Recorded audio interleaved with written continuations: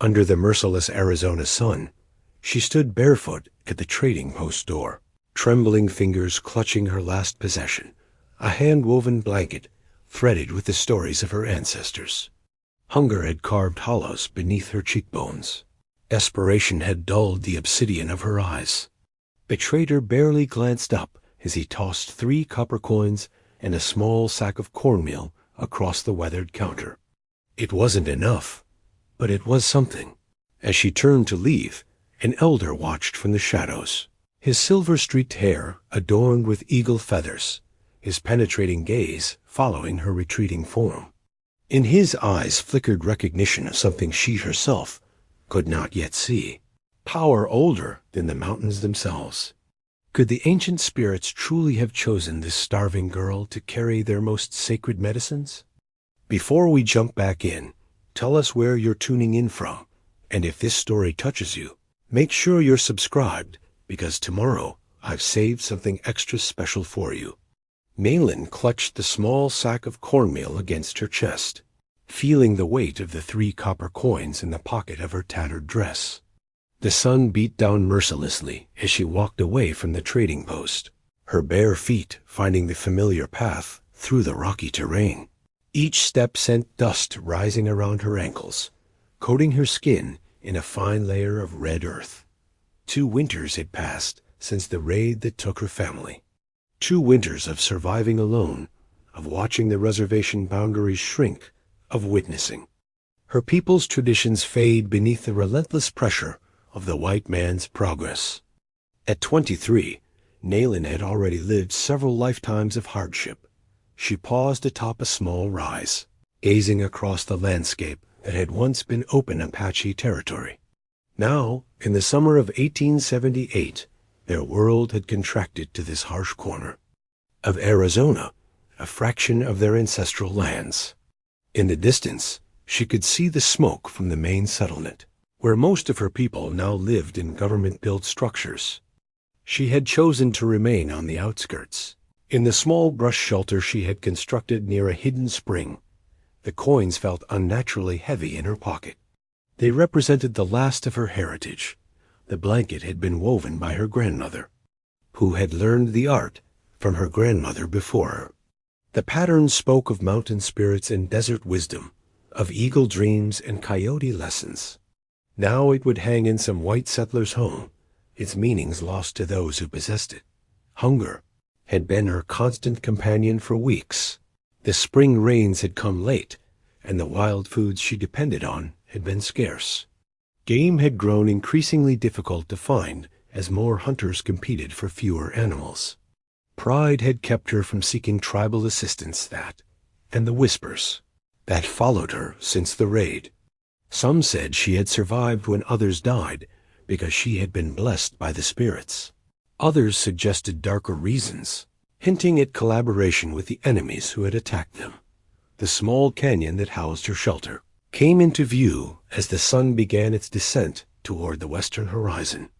Nayland moved carefully down the narrow path, one hand trailing along the rock wall for support. Her strength had been waning with each passing day of insufficient food.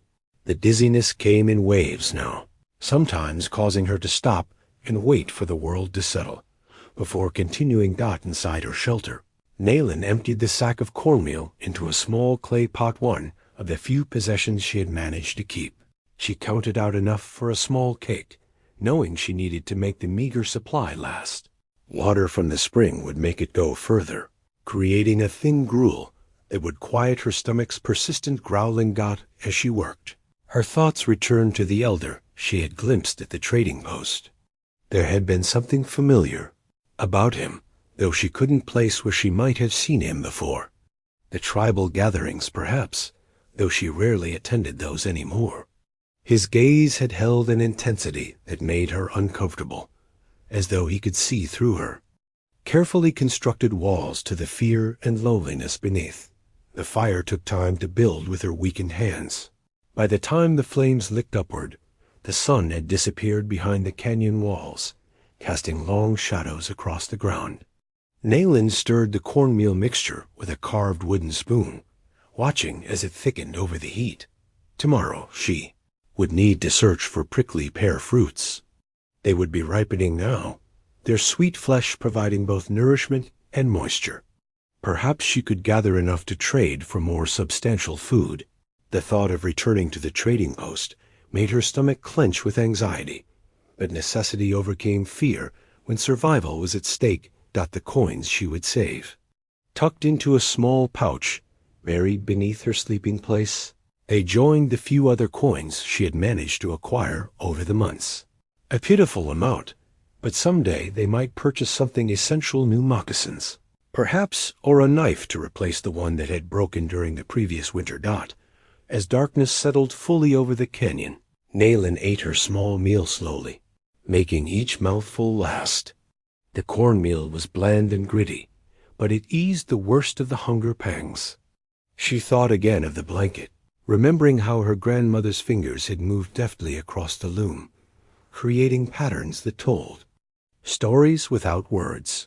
"I'm sorry, grandmother," she whispered to the night. "I tried to keep it."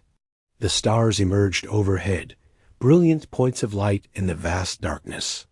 Nayland leaned back against the rock wall, wrapping her arms around herself for warmth now that she no longer had the blanket. Sleep would come eventually, though it was often troubled by dreams of better days and nightmares of the raid. Tomorrow would bring its own challenges, its own desperate measures for survival. What she didn't know was that tomorrow would also bring a visitor, one who would change the course of her life forever. Dawn painted the eastern sky with streaks of gold and crimson as Chikur gathered his medicine bundle. The eagle feathers adorning the leather pouch had been gifts from the great birds themselves, found during vision quests in the high mountains. At 62 winters, he was one of the few remaining who remembered the old ways without interruption, who had been taught the sacred songs before the white men came with their speaking papers and iron roads. He who knows the winds was more than just a name. It was his essence. From childhood, Chikur had possessed the ability to read the messages carried on the breeze, to understand the language of rustling leaves and swirling dust. This gift had made him both revered and feared among his people, especially as American influence pushed many toward abandoning the ancient knowledge. Unlike most medicine people who lived in poverty, Chikur had accumulated considerable wealth through his healing abilities. Chiefs from neighboring tribes, wealthy settlers seeking alternative cures, even military officers with ailments their doctors couldn't treat, all had sought his services, paying in horses, silver, and trade goods. His canyon home, hidden in a fertile pocket of the harsh landscape, contained treasures that would have impressed even white men's merchants, but wealth meant little to him compared to the preservation of knowledge. For years, he had searched for someone worthy to carry his teachings forward. Several promising apprentices had begun the path, only to abandon it when the government agents offered easier lives through assimilation. His latest student, a cousin's son, had left 6 moons ago to attend the American school, leaving Chikur once again alone with his wisdom. Until yesterday, when he had seen her, the girl at the trading post Nylon, he had learned from whispered conversations carried a mark of the spirit so clearly that he was surprised others couldn't see it. The way plants leaned toward her as she passed, how the dust settled differently around her footprints, the unconscious humming that matched the tones of wind through canyon walls, all signs that had nearly stopped his heart with recognition. Most telling had been her blanket. Though she clearly didn't realize it, the patterns her grandmother had woven contained the most sacred healing symbols of their people, arranged in a sequence that only those with medicine knowledge would recognize as a map to power. That she had kept it until dire necessity forced its sale spoke of an instinctive understanding of its importance, even if her conscious mind didn't comprehend why. Now, medicine bundle secured at his waist, Chikur made his way down the hidden trail that led from his canyon sanctuary. The journey to her shelter would take most of the morning. He had located it easily the previous day, following her distinctive footprints with the tracking skills he had honed over decades. As he walked, he rehearsed what he would say. Approaching an unaccompanied woman invited gossip, particularly given his status and her isolation. Some would assume improper intentions. Others would question his judgment. The tribal council, increasingly dominated by younger men eager to adopt white ways, would likely disapprove. None of that mattered if she was truly the one he had been waiting for. The sun had reached its highest point when he finally approached the small brush shelter nestled against the canyon wall. He paused, observing her from a distance. Naylin knelt by a small patch of wild plants, her fingers gently testing the ripeness of tiny berries. Even in her emaciated state, there was a natural grace to her movements, an unconscious rhythm that matched the swaying of the plants in the breeze.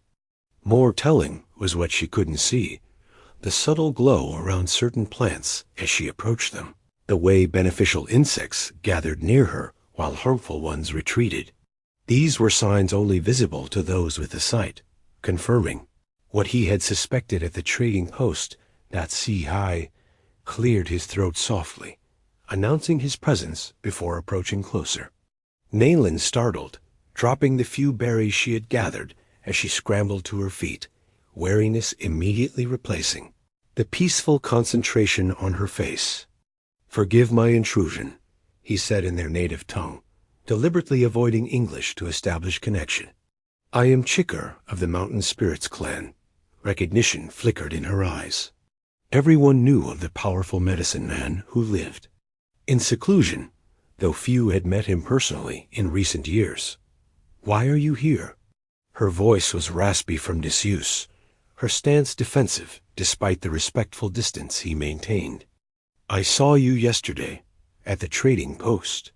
He gestured to his medicine bundle. "I have brought food to share, if you will permit me."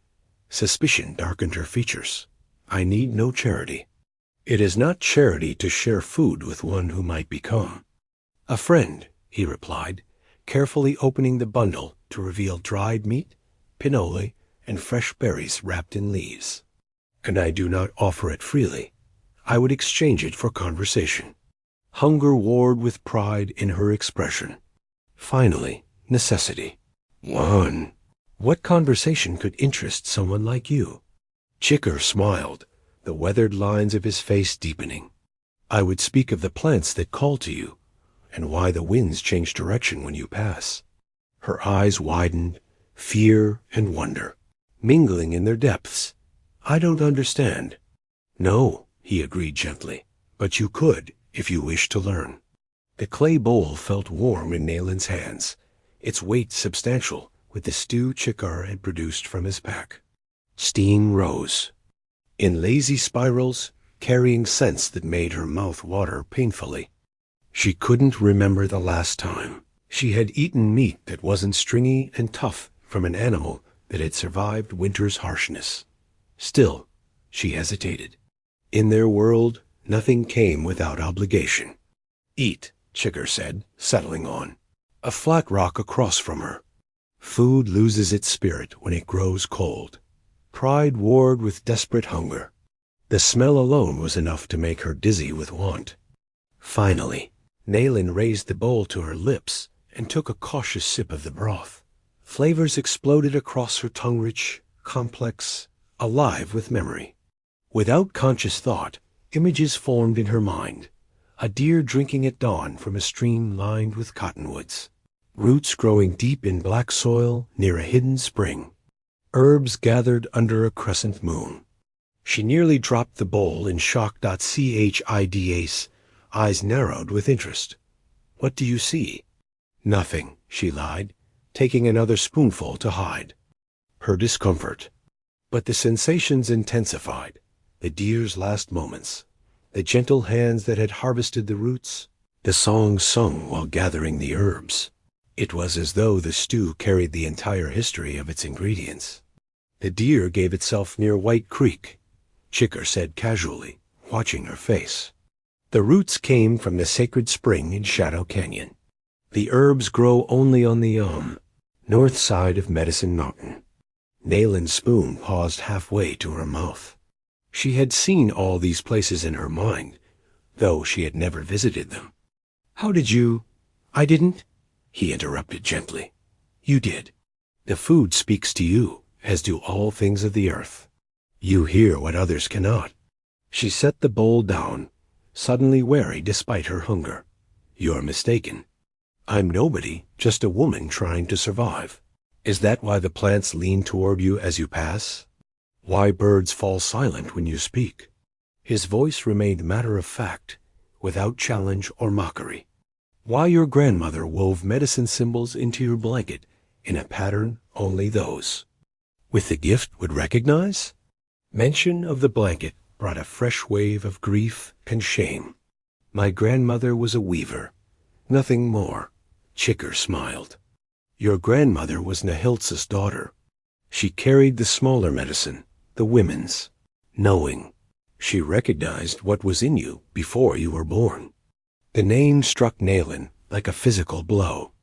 Nahiltso had been a powerful medicine man 2 generations ago, spoken of rarely and with reverence. "How would you know this?" "He was my teacher, as his daughter should have been yours." Chicker gazed past her, toward the distant mountains. "But the soldiers came, and many teachings were disrupted.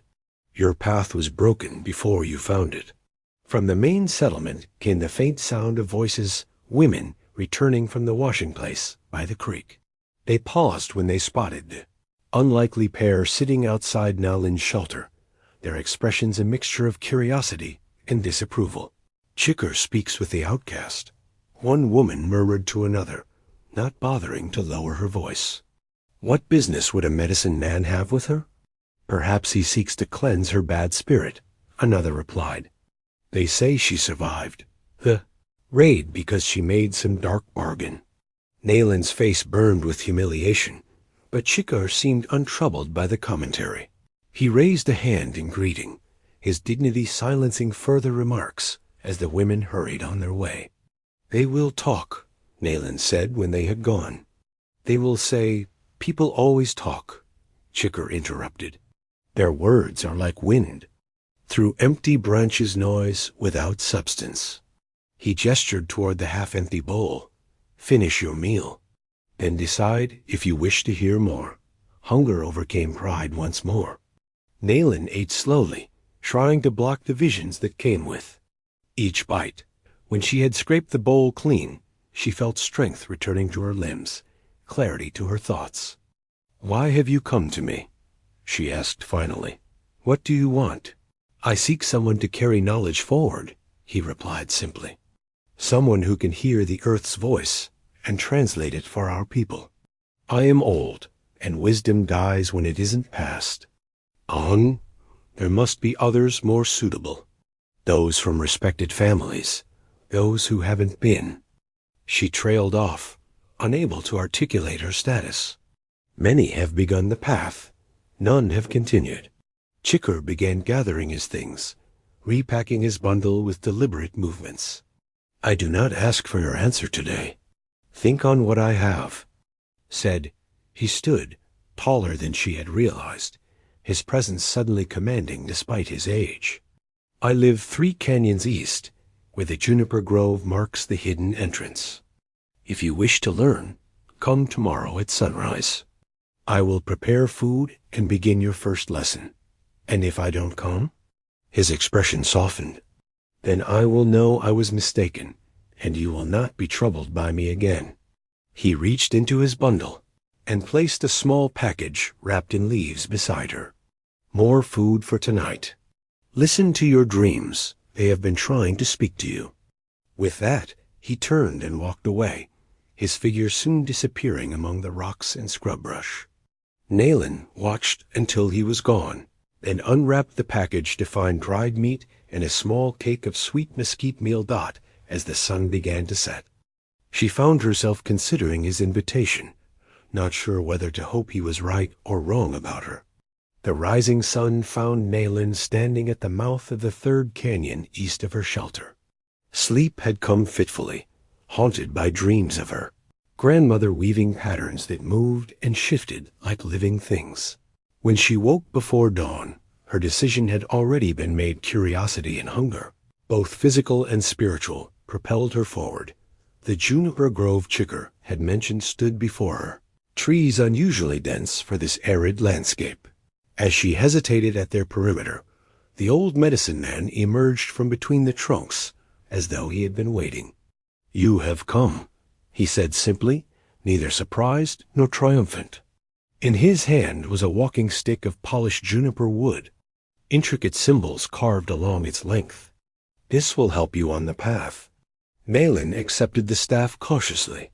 The moment her fingers closed around the smooth wood, a curious warmth traveled up her arm. The juniper seemed to whisper to her, not in words, but in sensations. Resilience, patience, the slow growth of decades. "The wood remembers," Chicker said, noting her reaction. "It knows the hands that have shaped it, the earth that nourished it. Listen to what it tells you." He turned and moved between the trees, following a path invisible to untrained eyes. Nayland gripped the staff and followed, using it to navigate the increasingly rocky terrain. The canyon narrowed and twisted sharply left. They squeezed through, a passage so tight that Nayland had to turn sideways, emerging suddenly into a hidden world that took her breath away. Before them stretched a verdant valley, improbably lush against the desert backdrop. A small stream wound through its center, bordered by cottonwoods and willows. Gardens of unfamiliar plants grew in carefully tended beds. Flowering shrubs attracted hummingbirds and butterflies. In the distance, a modest dwelling of traditional design nestled against the canyon wall, smoke rising from a central opening. "How is this possible?" Nayland whispered, overwhelmed by the riot of life surrounding them. Each plant seemed to call to her simultaneously, their voices overlapping in a cacophony of green energy that made her dizzy. "The water comes from deep. Springs," Chicker explained, "and the walls protect from harsh winds and extreme temperatures." He watched her face carefully. "What do you hear?" Nayland closed her eyes, trying to make sense of the sensations bombarding her. Too much. "There. All ... speaking at once. Use the staff to ground yourself," he instructed. "Plant it firmly and feel the earth's stability." She did as directed, pressing the juniper wood into the soil. Immediately, the overwhelming chorus diminished to a manageable hum. Nayland opened her eyes in surprise. "Better," Chicker nodded. "You must learn to control what you receive, or it will overwhelm you. Come, there is someone you should meet." They followed the path toward the dwelling, passing garden beds where unfamiliar herbs released pungent aromas as their leaves brushed against Nayland's skirt. She recognized medicinal plants her grandmother had once shown her, but many others were strange, clearly cultivated from distant regions. At the dwelling's entrance, a young woman waited, cradling a small child wrapped in a blanket. The woman's face was drawn with worry, her eyes hollow with sleeplessness. "This is Kia and her son," Chicker said. "They have traveled from the southern bands. The boy has been fevered for 3 days. The agency doctor said there was nothing to be done," Kia explained, her voice cracking. "That such small ones often don't survive. But my cousin spoke of your medicines." Chicker gestured for them to enter the dwelling. Inside, Nayland was struck by the organized chaos of a lifetime of collecting. Bundles of dried herbs hung from the ceiling. Shelves lined the walls, holding pottery containers, stone implements, and objects whose purpose she couldn't guess.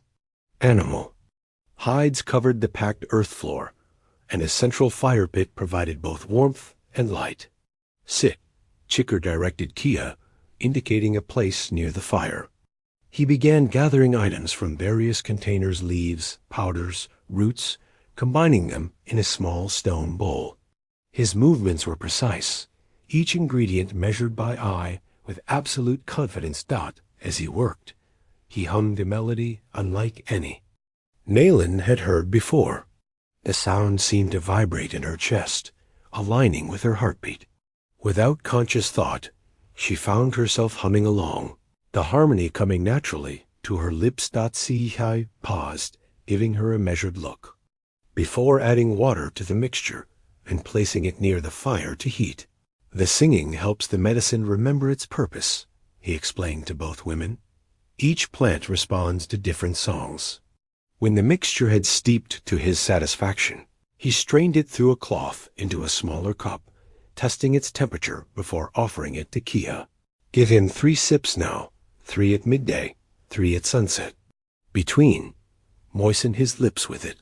Kiha carefully administered the first dose, murmuring encouragement to the listless child. Within moments, his breathing seemed to ease slightly. He will sleep now, Chikar said. Rest here until he wakes. As Kiha settled with her son in a corner, prepared with soft blankets, Chikar motioned for Nylin to follow him outside. The sun had risen fully now, illuminating the hidden valley in golden light. You joined the medicine song without being taught, he observed. The knowledge already lives in you. I don't know why I did that, Nayland admitted, unsettled by her own actions. It felt necessary. It was. Your voice strengthened the medicine. He studied her face. Will you stay? Not just today, but to learn what I can teach. Nayland looked back at the dwelling, thinking of the sick child and the desperate mother, of her own empty shelter and daily struggle for survival, of the dreams that had haunted her for years, always, leaving her with a sense of unfulfilled purpose. Yes, she said finally, I will stay. That night, sleeping in a small separate shelter Chikar had prepared for her, Nayland dreamed of her grandmother weaving. But this time, she understood the patterns forming beneath the old woman's fingers, stories of healing, of power, of a legacy waiting to be claimed. Dawnlight filtered through the canyon walls as Nayland ground juniper berries in the ancient stone mortar. The pestle fit her hand as though made for it, though Chikar had told her it had been passed down through 7 generations of healers. The stone was worn smooth from decades of use, carrying within it the memory of countless medicines prepared by hands now returned to the earth. Not so hard, Chikar instructed, watching her technique. Listen to the sound. When the tone changes, the essence has been released. 3 days had passed since her arrival at the hidden canyon. Kiha and her son had left the previous morning, the boy's fever broken, his small face bright with returning health. Now Nayland's formal training had begun. Starting with the most fundamental skills of preparation. She adjusted her pressure, focusing on the subtle sounds produced as the berries broke down. There a shift from a dull grinding to a lighter, almost musical quality as the oils were released. She stopped immediately. Good, Chikar nodded. You have sensitive ears. Many never learn to hear the change. He handed her a small bundle of dried leaves. Smell these. Tell me what you sense. Nayland held the bundle to her nose, inhaling deeply. The scent was complex, sharp, and green on the surface, but with deeper notes beneath. It smells like ... She searched for words, like rain on hot stones. And something bitter, but not unpleasant. What else? Close your eyes. Let the plant speak. She obeyed, focusing entirely on the sensations. With her eyes closed, the experience intensified. Suddenly, she could almost taste the plant, feel its energy. It wants to cool, she said, surprised by her own certainty. It draws heat from the body. But it's also... She frowned, concentrating. It's also seeking something specific. Heat in the chest, in the lungs. When she opened her eyes, Chikar was watching her with approval. Yes, this is Osha root. It cools fever and clears congestion in the lungs. How did you know? I don't know. It just ... told me.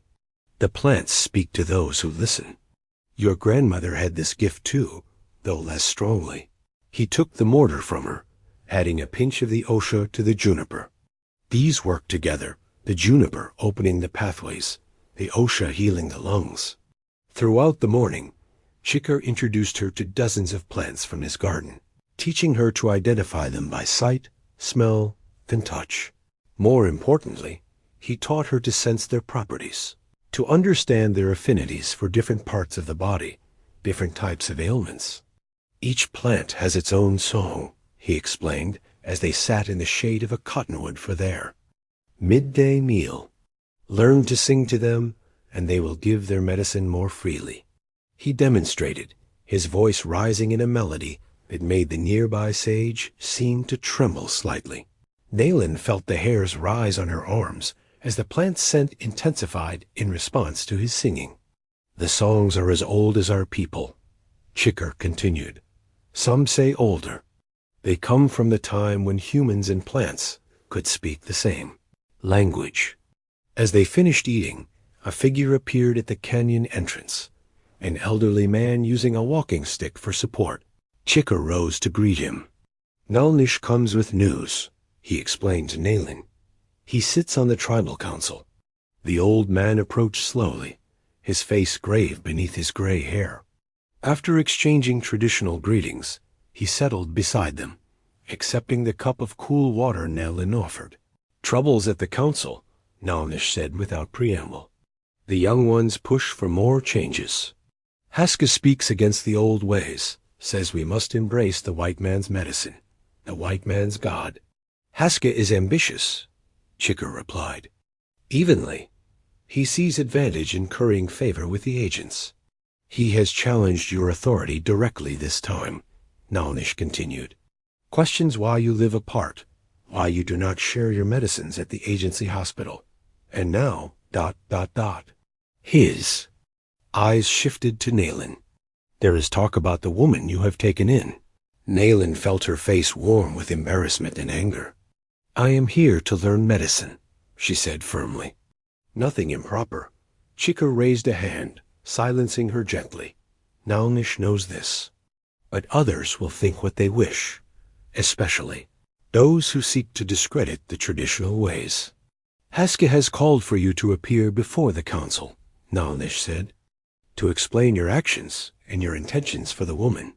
She has a name, Chikar replied, a rare edge entering his voice. Nayland, granddaughter of Nahiltsa's daughter. She carries the medicine gift. Nalnish's rheumy eyes widened slightly as he studied Nayland with new interest. Is this true? You are of that bloodline? My grandmother was called Sizalel, Nayland answered. I never knew her father's name until Chikar told me. Nahiltsa was greatly respected, Nalnish said slowly. If his blood truly runs in your veins, ... He turned back to Chikar. This changes matters. Haska cannot easily dismiss such lineage, even in these changing times. When does the council wish to see us? Chikar asked. 3 days hence, at the full moon gathering. Nalnish struggled to his feet. I must return before my absence is noted. Some on the council do not know I came to warn you. After Nalnish departed, Nayland turned to Chikar with concern. Will there be trouble? Always there is trouble when old ways and new collide, he replied philosophically. But do not worry. This is not the first time the council has questioned my judgment, nor will it be the last. He picked up the stone mortar, placing it in her hands. Now we continue your lessons. Politics can wait. Learning cannot. As the sun began its descent, Nayland mastered the basic preparation of 5 common medicines. Her hands moved with increasing confidence, guided by an intuition she hadn't known she possessed. With each successful mixture, Chikora's approving nods deepened her determination. Whatever challenges awaited at the council meeting, she would face them. The path that had opened before her felt more right than anything had since. Her family's death. For the first time in 2 years, Nayland felt purpose returning to her life, and with it, a flicker of hope for the future. The full moon rose over the tribal gathering place, casting long shadows from the ancient council firestones. Arranged in a pattern unchanged for centuries, the 7 granite boulders formed a circle around the central fire pit. each stone representing one of the original Apache bands. Tonight, they seemed to Nalin like silent judges, their weathered surfaces reflecting the flickering flames as the council members took their places. She stood slightly behind Chicker, conscious of the many eyes upon them. Her newly made dress of soft buckskin, a gift from Chicker to replace her tattered clothing, marked her as someone under the medicine man's protection. The murmurs that rippled through the gathered crowd made it clear that speculation had been rampant since her departure from her solitary shelter. Chicker comes before the council, announced Nalnish, his formal role as elder spokesman giving weight to his words. He brings Nalin, granddaughter of Sizalil, who was daughter to Nehilzo of the Medicine Mountain. The mention of her lineage caused another wave of whispers. Nalin kept her gaze steady, though her heart pounded against her ribs. Many faces in the crowd were unfamiliar after her long isolation, but she recognized enough to see the mixture of curiosity, skepticism, and in some cases, outright hostility. "We have questions," said a middle-aged man seated on one of the smaller stones that formed an inner circle. "It is not our way for an unmarried woman to live in the dwelling of a man, not her relative." "She does not live in my dwelling," Chicker replied calmly. "She has her own shelter, as is proper. She comes to learn the medicine ways, as is her birthright." A younger man leaned forward, his face illuminated by the firelight.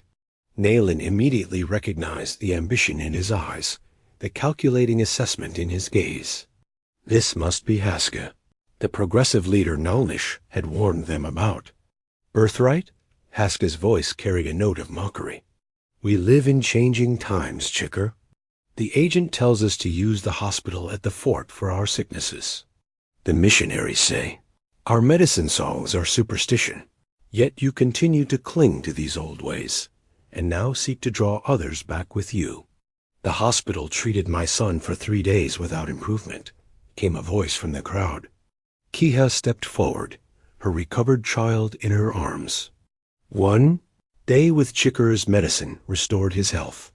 These old ways saved my boy when the white doctor's paper medicine failed. Haska's expression hardened. Individual cases prove nothing. The agent promises that more doctors will come with better medicines. And when will these promises be fulfilled? Chicker asked mildly. Our people sicken now. The new diseases the whites have brought require both kinds of healing, theirs and ours together. An older woman on the council spoke up. What of the girl? Why her, when others have sought your teaching and been refused? I have not refused to teach, Chicker corrected. Many have begun learning, but abandoned the path when they discovered its difficulty. Medicine knowledge requires sacrifice and dedication. And you believe this woman possesses such dedication? The councilwoman pressed. She has the gift, Chicker stated simply. The plants speak to her as they once spoke to Nehilza. I would be failing in my duty to our people if I did not nurture such a gift. Haska stood, moving to the center of the circle. The firelight cast dramatic shadows across his handsome face as he addressed the gathering. Chikor speaks of duty to our people, yet lives apart from us in his hidden canyon. He hoards his knowledge while telling us others are not worthy. Now he takes in a woman who has lived alone since the raid, a woman some say survived through questionable means. Nalin felt the sting of the accusation, but remained silent, as Chicker had instructed. Now was not her time to speak. If this woman truly has the gift, let it be tested, Haska continued. Not in private, in Chicker's canyon, but here before the people. Let us see this power he claims she possesses. Murmurs of agreement rose from various parts of the crowd. Chicker remained impassive, though Nalin could sense his displeasure at the challenge. Nalnish raised his hand for silence. What say the council to this proposal? One by one, the 7 council members voiced their support for a public testing. Even those sympathetic to Chicker seemed unable to resist the logic of the suggestion. It is decided, Nalnish announced. At tomorrow's sunrise, Nayland will be tested in the old way. Chikar may instruct her until then, but the test itself must be undertaken alone. As the gathering dispersed, Haska approached them, his confidence evident in every step. "I hope your student is a quick learner," he said to Chikar, his voice pitched low for their ears alone. "The council has agreed to my suggestion for the test, the 7 identifications. Few have passed it in recent memory." Nayland saw Chikar's expression tighten almost imperceptibly. The 7 identifications was an ancient trial, requiring the identification of medicinal plants by touch alone, while blindfolded and with distracted senses. "She will be ready," Chikar replied evenly. "For your sake, I hope so." Haska's gaze shifted to Nayland, assessing her with unconcealed doubt. "Your reputation rests on her performance, old man. Perhaps it is time for new leadership in medicine. Matters someone who understands the need to blend old ways with new progress." When he had gone, Nayland turned to Chikar with anxiety plain on her face. "I'm not ready for such a test. I've only had 3 days of training." "You have had a lifetime of preparation without knowing it," he answered, guiding her away from the council grounds. "Tonight we will prepare. You have the gift, now you must learn to trust it." Under the full moon's glow, they returned to the canyon for a night of intensive instruction, the weight of tomorrow's challenge heavy on Nayland's shoulders. The eastern sky had barely begun to lighten when Nayland knelt before the oldest woman of the tribe. With gentle, wrinkled hands, Taizé applied sacred white clay to Nayland's forehead, cheeks, and chin in the ancient pattern of those undertaking medicine trials.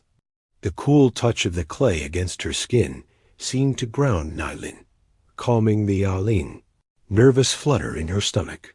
"Be still within," the old woman murmured. "The clay remembers all who have worn it before you." After a night of intensive preparation with Chikar, Nayland felt simultaneously exhausted and alert, her senses heightened by both anxiety and the special tea he had prepared to sharpen her perceptions. They had reviewed dozens of plants, their properties, textures, and scents, until her head swam with information.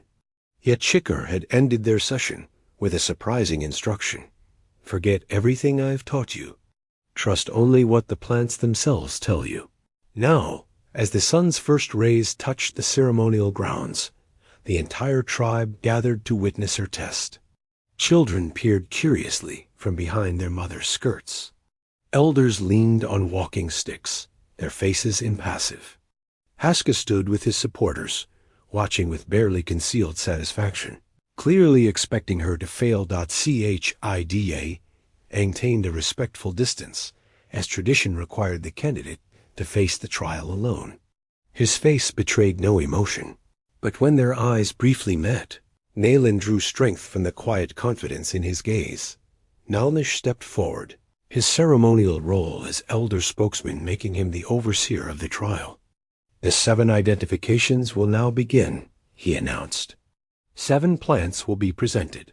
The candidate must name each plant in its primary medicine use while deprived of sight. Between each identification, the smoke of confusion will cloud her senses. 2 assistants approached, one carrying a black cloth, the other a wooden tray covered with a woven blanket. Nayland took a deep breath as the blindfold was secured around her eyes, plunging her into darkness. "Let the first plant be presented," Nalnish commanded. Nayland heard the rustle of the blanket being partially lifted, felt something placed in her outstretched hands. Her fingers closed around a small bundle of dried leaves, brittle and crumbling slightly at her touch. Immediately, her nose detected a sharp, distinctive odor. This was easy sage, one of the first plants Chikar had shown her. But as she opened her mouth to identify it, doubt crept in. The texture seemed slightly different from what she remembered. Was this a trick? A similar plant meant to confuse her? Remembering Shukar's advice, Nayland pushed aside her analytical thoughts and simply listened to what the plant itself might tell her. She rubbed a leaf between her fingers, releasing more of its scent, and suddenly felt a cooling sensation, a hint of its power to cleanse. "White sage," she said confidently, "used for purification and to treat infections of the throat when prepared as a wash." A murmur ran through the crowd. Nalnish's voice betrayed no hint of whether she was correct. The smoke of confusion. Something was held near her face-burning sweet grass, mixed with pinnin resin. The pungent smoke filled her nostrils, momentarily overwhelming her senses and making it difficult to focus. Its purpose was to disorient between identifications, preventing the candidate from carrying sensory memories from one plant to the next. Second plant. This time, a small root was placed in her palm. It was gnarled and woody, with a distinctive shape. Nayland turned it carefully in her fingers, feeling its contours. A faint bitter taste seemed to form in her mouth, though she hadn't touched the root to her lips, a sympathetic response from her heightened senses. Osha root, she identified, for respiratory ailments and to ward off winter sickness. The pattern continued: plant, identification, confusion smoke, new plant. The fourth sample nearly stumped her, a dried berry she initially couldn't place. But when she crushed it slightly, releasing its aroma, the plant's identity came to her like a whispered name. Juniper berry, she stated, for purifying the blood and easing pains in the joints. By the sixth plant, Nayland had found her rhythm, slipping into a state of awareness where the plant seemed to communicate directly with her. The doubts that had plagued her earlier faded as she correctly identified each specimen. Then came the seventh and final challenge. The object placed in her hands felt like no plant she had encountered before: a small leather pouch containing something soft and fibrous. Frowning behind her blindfold, Nayland carefully opened the pouch and touched the contents. It seemed to be some kind of animal fiber, soft and silky. Confusion gripped her. This wasn't a plant at all. Was this a trick? A test within the test? The crowd grew restless as she hesitated. She could sense Haska's smug anticipation of her failure, could almost feel Chicker's tension. Nayland took a deep breath, focusing entirely on the material between her fingers. Gradually, an impression formed not of the fiber itself, but of its source. She saw in her mind's eye a young deer, shedding its winter coat against the rough bark of a pine tree in spring. The image was so clear it startled her. "This is not a plant," she said clearly. "It is the spring shed fur of a young deer, gathered from tree trunks. When spun with certain herbs, it creates a poultice that draws poison from wounds." Complete. Silence fell over the gathering. Even the birds seemed to pause their morning songs. Nayland waited in the darkness of her blindfold, her heart pounding. Nalnish's voice finally broke the silence. "Remove the blindfold." As the cloth fell away, Nayland blinked in the bright morning light. The faces around her revealed nothing, but Nalnish's next words sent a ripple of amazement through the crowd. 7 presented, 7 identified. The test is passed. From the corner of her eye, Nayland saw Haska's expression darken with disbelief and anger. But her attention was drawn to Chicker, whose weathered face showed the first full smile she had seen from him, a smile that carried pride, vindication, and something that might have been relief. Taizé stepped forward once more, this time to wipe away the white clay with a cloth dampened with sweetgrass water. "The marks of testing are removed," she announced. "The marks of knowledge remain." As the crowd dispersed, many now viewing her with new respect, Nayland realized that she had taken her first true step on the medicine path, not through Chicker's teaching, but through her own innate connection to the natural world. The obsidian mirror lay on a flat stone between them, its polished black surface reflecting nothing, yet somehow containing everything. 2 weeks had passed since Nayland's successful trial, and Chicker had intensified her training, moving beyond the basic identification and preparation of medicines into the more esoteric aspects of healing. "This was carried by my teacher's teacher," Chicker explained, his voice low with reverence. It came from the sacred mountains to the west, from the heart of a volcano that spoke to our ancestors. Some say it is a window between worlds. Nayland regarded the mirror cautiously. Unlike the other tools she had been introduced to, this one carried an energy that was almost intimidating, ancient, powerful, and somehow aware. "What does it do?" she asked. "It does nothing. It simply is." Chicker gestured for her to move. Closer. But those with the sight can use it to see what ordinary eyes cannot: distant events, hidden illnesses, spirits that walk between worlds. The canyon around them had become familiar to Nayland over the past weeks. She had learned the patterns of sunlight through the day, the favorite perches of birds, the secret places where rare herbs grew. Her own small shelter had taken on a personality, adorned with drying plants and the few personal possessions she had brought or created since her arrival. More importantly, her relationship with Chicker had evolved from cautious teacher and student to something approaching partnership. He still held the greater knowledge, but increasingly acknowledged her natural gifts, sometimes asking her opinion on diagnoses or treatment approaches. "Look into the mirror," he instructed. "Not at its surface, but through it, as if it were a pool of still water you wish to see beyond." Nayland leaned forward, focusing her gaze on the obsidian's dark expanse. At first, she saw only the expected reflection fragments of sky, her own curious face. But as she continued to stare, following Chicker's guidance to breathe slowly and evenly, the surface seemed to shift, to deepen. Color swirled within the blackness, not reflected from above, but emerging from within the stone itself. Shapes formed and dissolved, mountains, trees, flowing water. Then, with startling clarity, she saw a small cluster of Apache dwellings she recognized as part of the main settlement. Outside one structure, a woman sat weaving, her fingers moving deftly across the loom. "I see Taze," Nayland whispered, afraid that speaking too loudly might break the vision. "She's working on a new blanket. Red and black patterns." Chicker made a small sound of approval. "What else?" Nayland continued to gaze into the mirror. The scene shifted slightly, showing more of the settlement. "There's a man approaching her dwelling. It's gnomish. He seems troubled." The vision became more detailed, almost as if she were standing there herself. She could see the concern on the elder's face, hear fragments of his conversation with Taze. "They're discussing someone who's fallen ill. A child, I think. Nalnish's grandson." Nayland frowned, concentrating harder. "The boy has a fever that won't break. The agency doctor gave him medicine, but it isn't helping."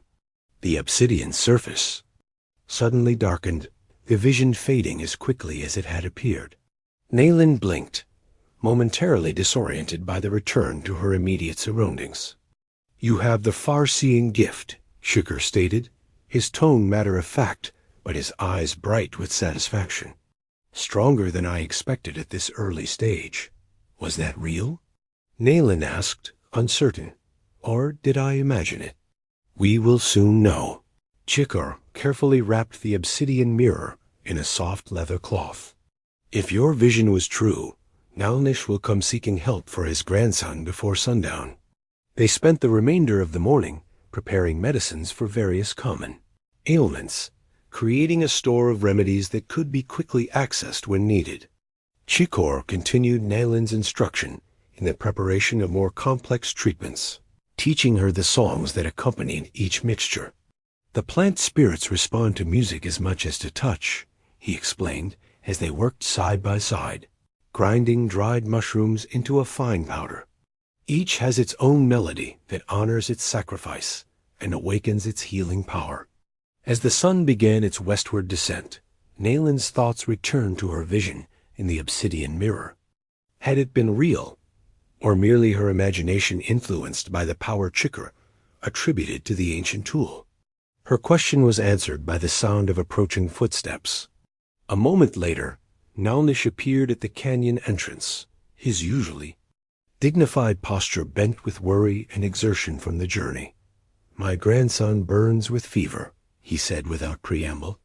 "3 days now. The agency's paper medicine does nothing." Chicker nodded, as if this news was entirely expected. "We have prepared what he needs," he said, gesturing to Nayland. "My apprentice saw his illness in the vision stone." Nalnish's weathered face registered surprise as he looked from Chicker to Nayland. "You saw?" "A fever that settled in his chest," Nayland confirmed. "His breathing is troubled, especially at night." The elder's eyes widened. "This is so. How did you know?" "The same way we know how to treat him," Chicker answered, already gathering specific medicines into a travel pouch. The old ways still speak to those who listen. As they prepared to accompany Nalnish back to the settlement, Nayland felt a new confidence in her developing abilities. The vision had been real. She had seen across distance and recognized a specific illness without being told of its existence. "You will lead this healing," Chica told her quietly as they walked. "I will assist, but the treatment must come from your hands." Anxiety flickered through her. "Are you certain? This is Nalnish's grandson. If I fail—" "You won't fail," he interrupted gently. "The mirror showed you his illness for a reason. The spirits have chosen you for this healing." As they approached the main settlement, Nayland was acutely aware of the eyes that followed their progress, some curious, some respectful, some still openly suspicious. Word of her successful trial had spread, but many remained skeptical of her sudden elevation from outcast to medicine woman not near the edge of the settlement. She noticed Haska in conversation with the agency's representative, a thin white man. In a dusty black suit, both men watched their approach with evident disapproval. Haska said something that made the agent frown and nod in agreement. "The opposition grows," Chicker murmured, following her gaze. "Haska gains influence with the government men by embracing their ways and rejecting ours. Why does he hate the traditional practices so much?" Nayland asked. "Fear disguised as progress," Chicker replied. "And ambition. He believes power lies in the white man's world now, not in our own traditions." As they continued toward Nalnish's dwelling, Nayland felt the weight of the coming challenge. This healing would be her first true test beyond the controlled environment of Chicker-S Canyon, and it would be witnessed by those eager to see her fail.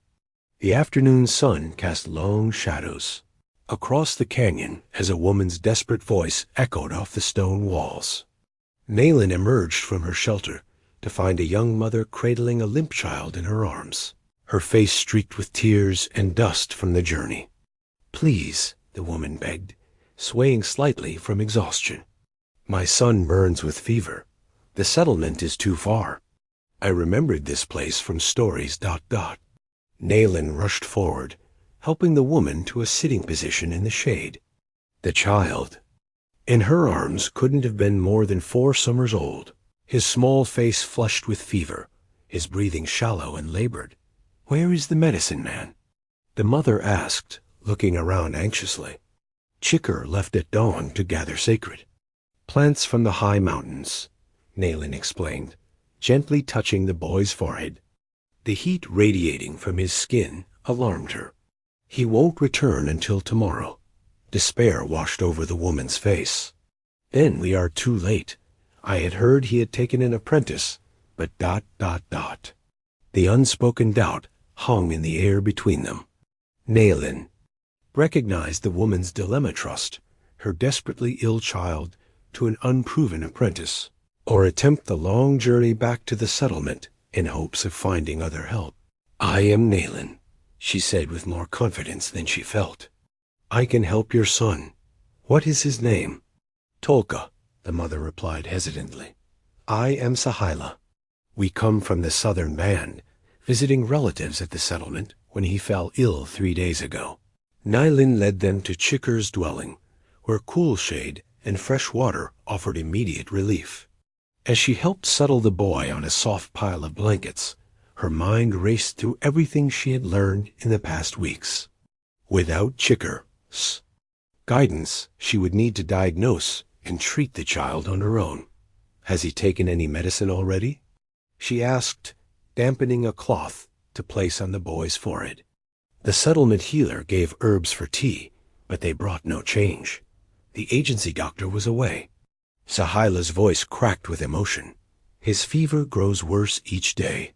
Last night, he began to speak to people who aren't there." Naylin nodded, recognizing the seriousness of the situation. She had assisted Shikar with several fever cases, but never managed one independently. Doubt crept into her thoughts. Perhaps she should advise the mother to continue to the settlement after. A brief rest dot, as if sensing her uncertainty, the medicine rattle on Shikar's shelf seemed to call to her. It was a simple instrument, a dried gourd filled with small stones and seeds, its handle wrapped in soft buckskin and adorned with a single hawk feather. Shikar had shown her how the rattle's rhythm could help diagnose illness, by the way. Its sound interacted with the patient's breathing. Making her decision, Naylin reached for the rattle. "I will help your son," she said firmly. "First, I must understand what type of fever holds him." The rattle felt right in her hand, almost as if it had been waiting for her. She began to shake it gently near the boy's chest, listening intently to how its sound blended with his labored breathing. Gradually, she increased the tempo, watching for any response in his small body. There, subtle change in his breathing pattern when the rattle passed over his lungs. Naylin closed her eyes, concentrating on what the sounds were telling her. The infection was deep in his chest, not just a surface fever. This would require a complex treatment approach. Setting down the rattle, she moved purposefully to Shikar's medicine stores, selecting dried mullein leaves, wild cherry bark, and several other herbs she knew worked together to fight lung infections.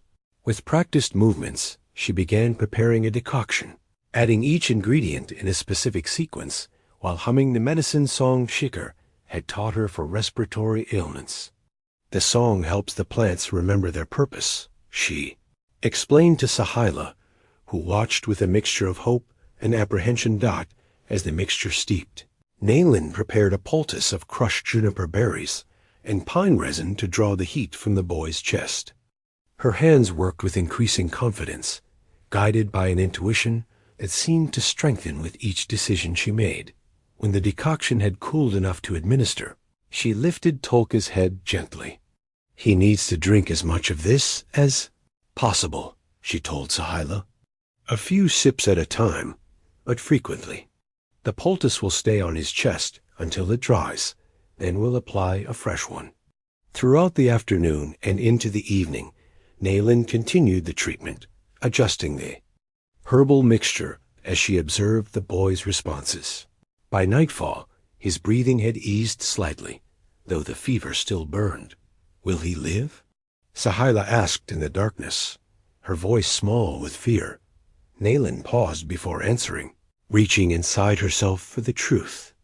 "Yes," she said finally, "the fever will break before dawn, but he will need continued treatment for several days to fully heal."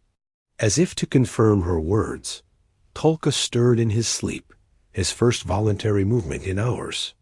Naylin placed her hand on his forehead, sensing a subtle change in the quality of his fever still present, but no longer spiking dangerously.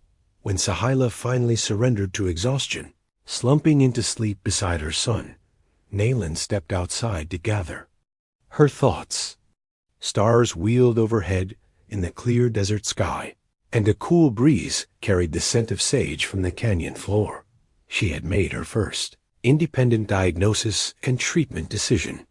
Without Shikar as guidance, she had trusted her own abilities, her own connection to the medicine ways.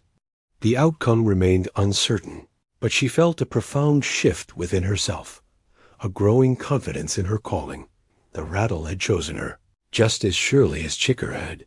Its voice had spoken to her, guiding her understanding of the illness. Perhaps this was what her teacher had been trying to tell her all along, that the true source of healing knowledge came not just from him, but from the direct communication between healer, patient, and the medicine itself. Returning to the dwelling, Nayland checked Tolka once more.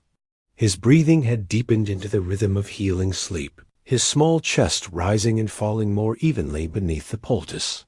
She prepared fresh medicine for the hours ahead, knowing the night would be long, but no longer doubting her ability to face whatever it might bring. By the time the eastern sky began to lighten, announcing Chicker's impending return, Nayland had already witnessed the moment she had predicted, Tolka's fever breaking in the quiet hours before dawn, his skin cooling as his body found its way back to balance.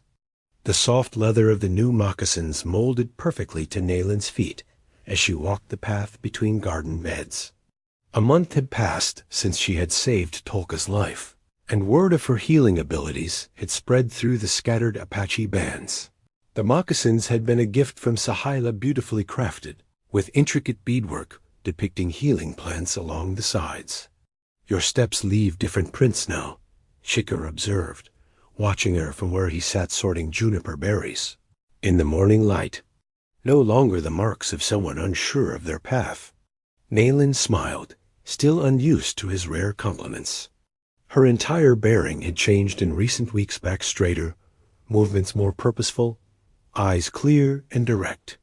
When they met others, the half-starved, desperate woman who had sold her grandmother's blanket was fading from memory, replaced by someone who carried herself with the quiet dignity of purpose.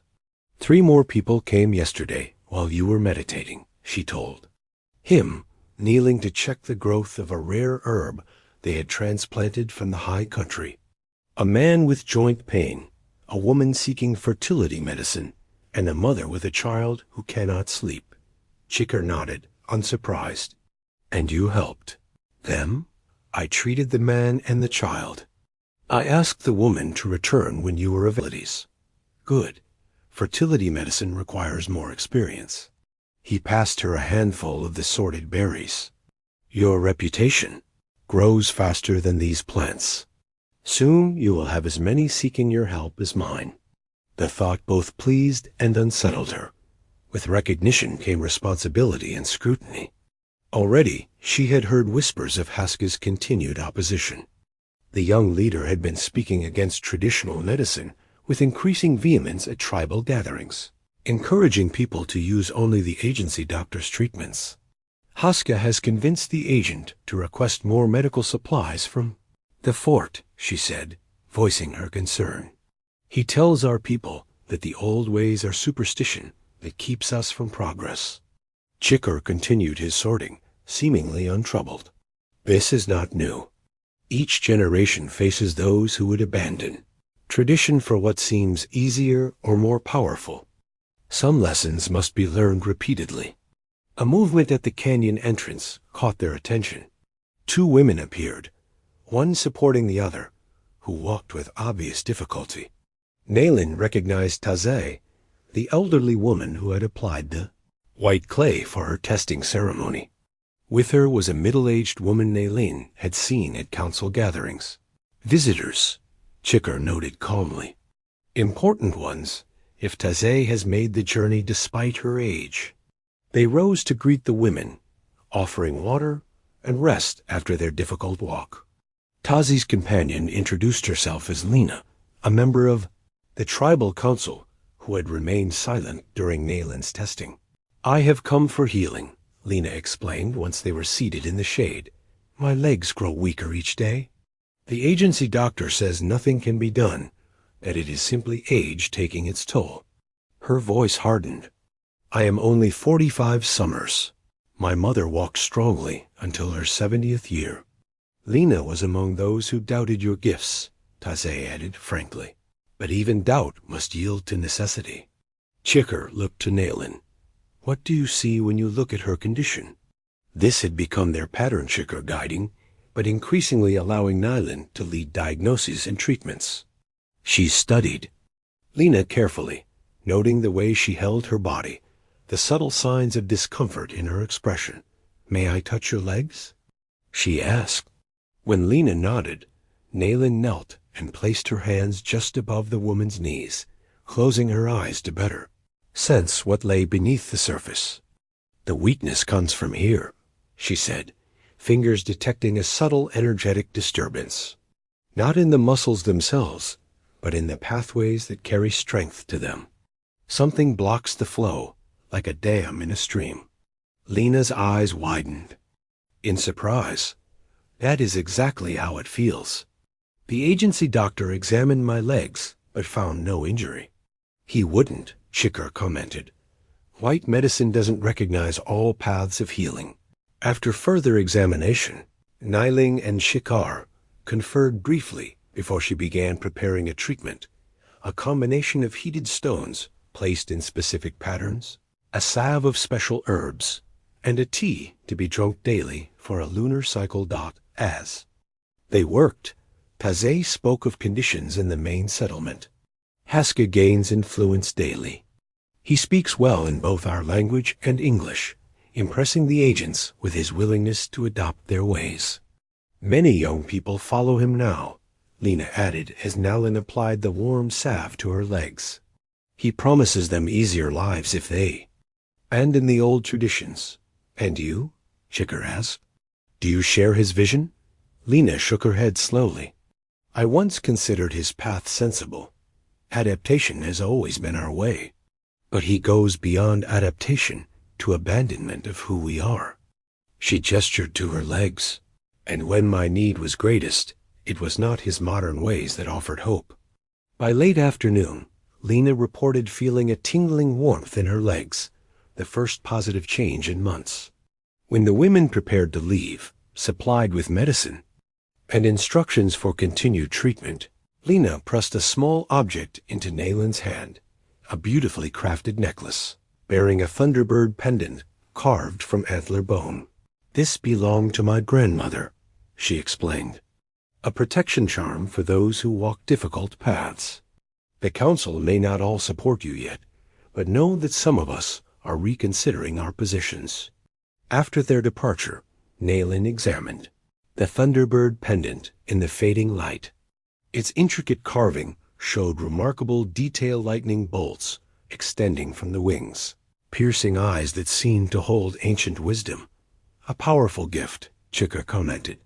The thunderbird protects those who stand between worlds, as we do between old ways and new. Will it be enough protection against Haska's influence? Nalin asked, slipping the necklace over her head. See, Hoy, his expression grew serious. Haska is not our only concern. I have heard troubling news from traders about sickness spreading through settlements to the east. The white man's diseases move faster than their doctors can follow. He gazed toward the distant mountains. We may soon face a greater test than one man's opposition. The thunderbird felt warm against Nalin's skin as she considered his words. Her journey from starving outcast to respected healer had happened with surprising speed, but she sensed that the true challenges of her new path were only beginning to reveal themselves. The thunderbird necklace gleamed against Nalin's skin as she stood at the edge of the canyon, watching storm clouds gather over the distant mountains. A pendant had rarely left her neck in the 2 months since Lina had gifted it to her, becoming both talisman and reminder of the growing division within the tribe. Reports from visitors to the canyon painted a troubling picture. Haska had been meeting regularly with government officials, positioning himself as a progressive voice for the Apache people. His influence had secured additional supplies for the agency, including medicines, tools, and even a promise of a permanent doctor to replace the occasional visiting physician. He negotiates our future without the council's full authority, Nalish had reported during his last visit. The agent listens to him because he says what they wish to hear. Now, as thunder rumbled in the distance, Shikar joined Nalin. At the overlook, his face grave with concern. The storms come earlier this year, he observed. The balance shifts in the world around us. Like the balance in our tribe, Nalin responded, fingering the thunderbird pendant thoughtfully. Her confidence had grown steadily through the summer months as she mastered increasingly complex healing techniques. Chikar now treated her more as partner than student, though there remained much he had yet to teach her. I had a vision in the obsidian mirror this morning, Chica said after a moment of silence. Sickness approaches the settlement, not the usual fevers or childhood ailments, but something darker. Something the white doctors may not recognize until too late. Nayland turned to face him, alarmed by the unusual tension in his voice. What kind of sickness? It begins with fever, like many others. But then it attacks the breath, filling the lungs with fluid.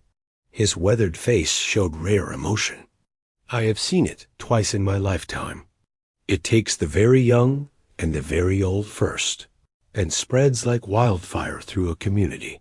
Lightning split the sky in the distance, momentarily illuminating the landscape in harsh white light.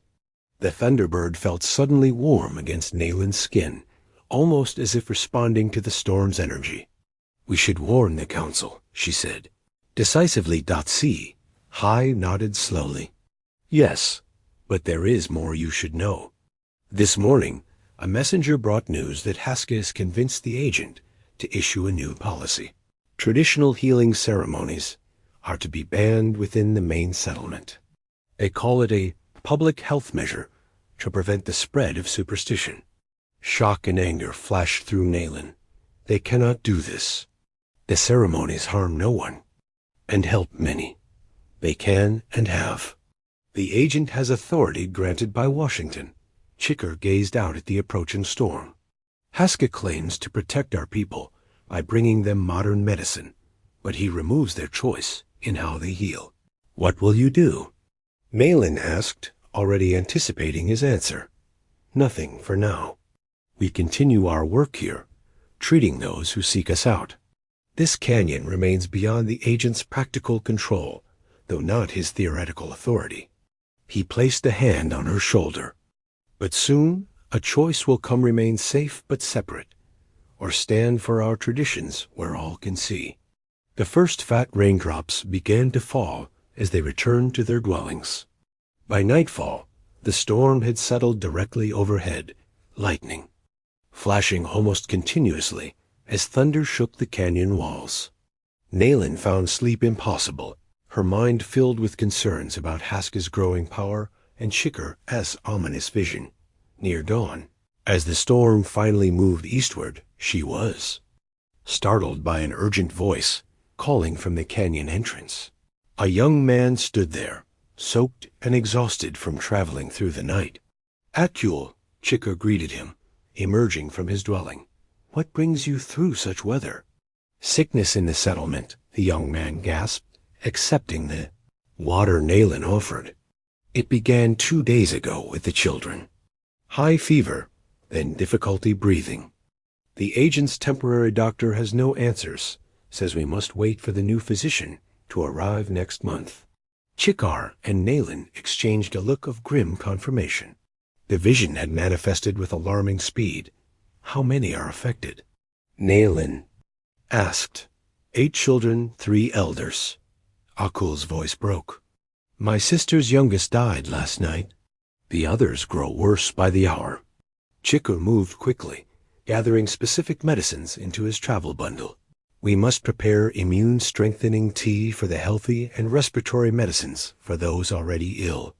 But the ban on traditional medicine, Akul began, means nothing when lives are at stake.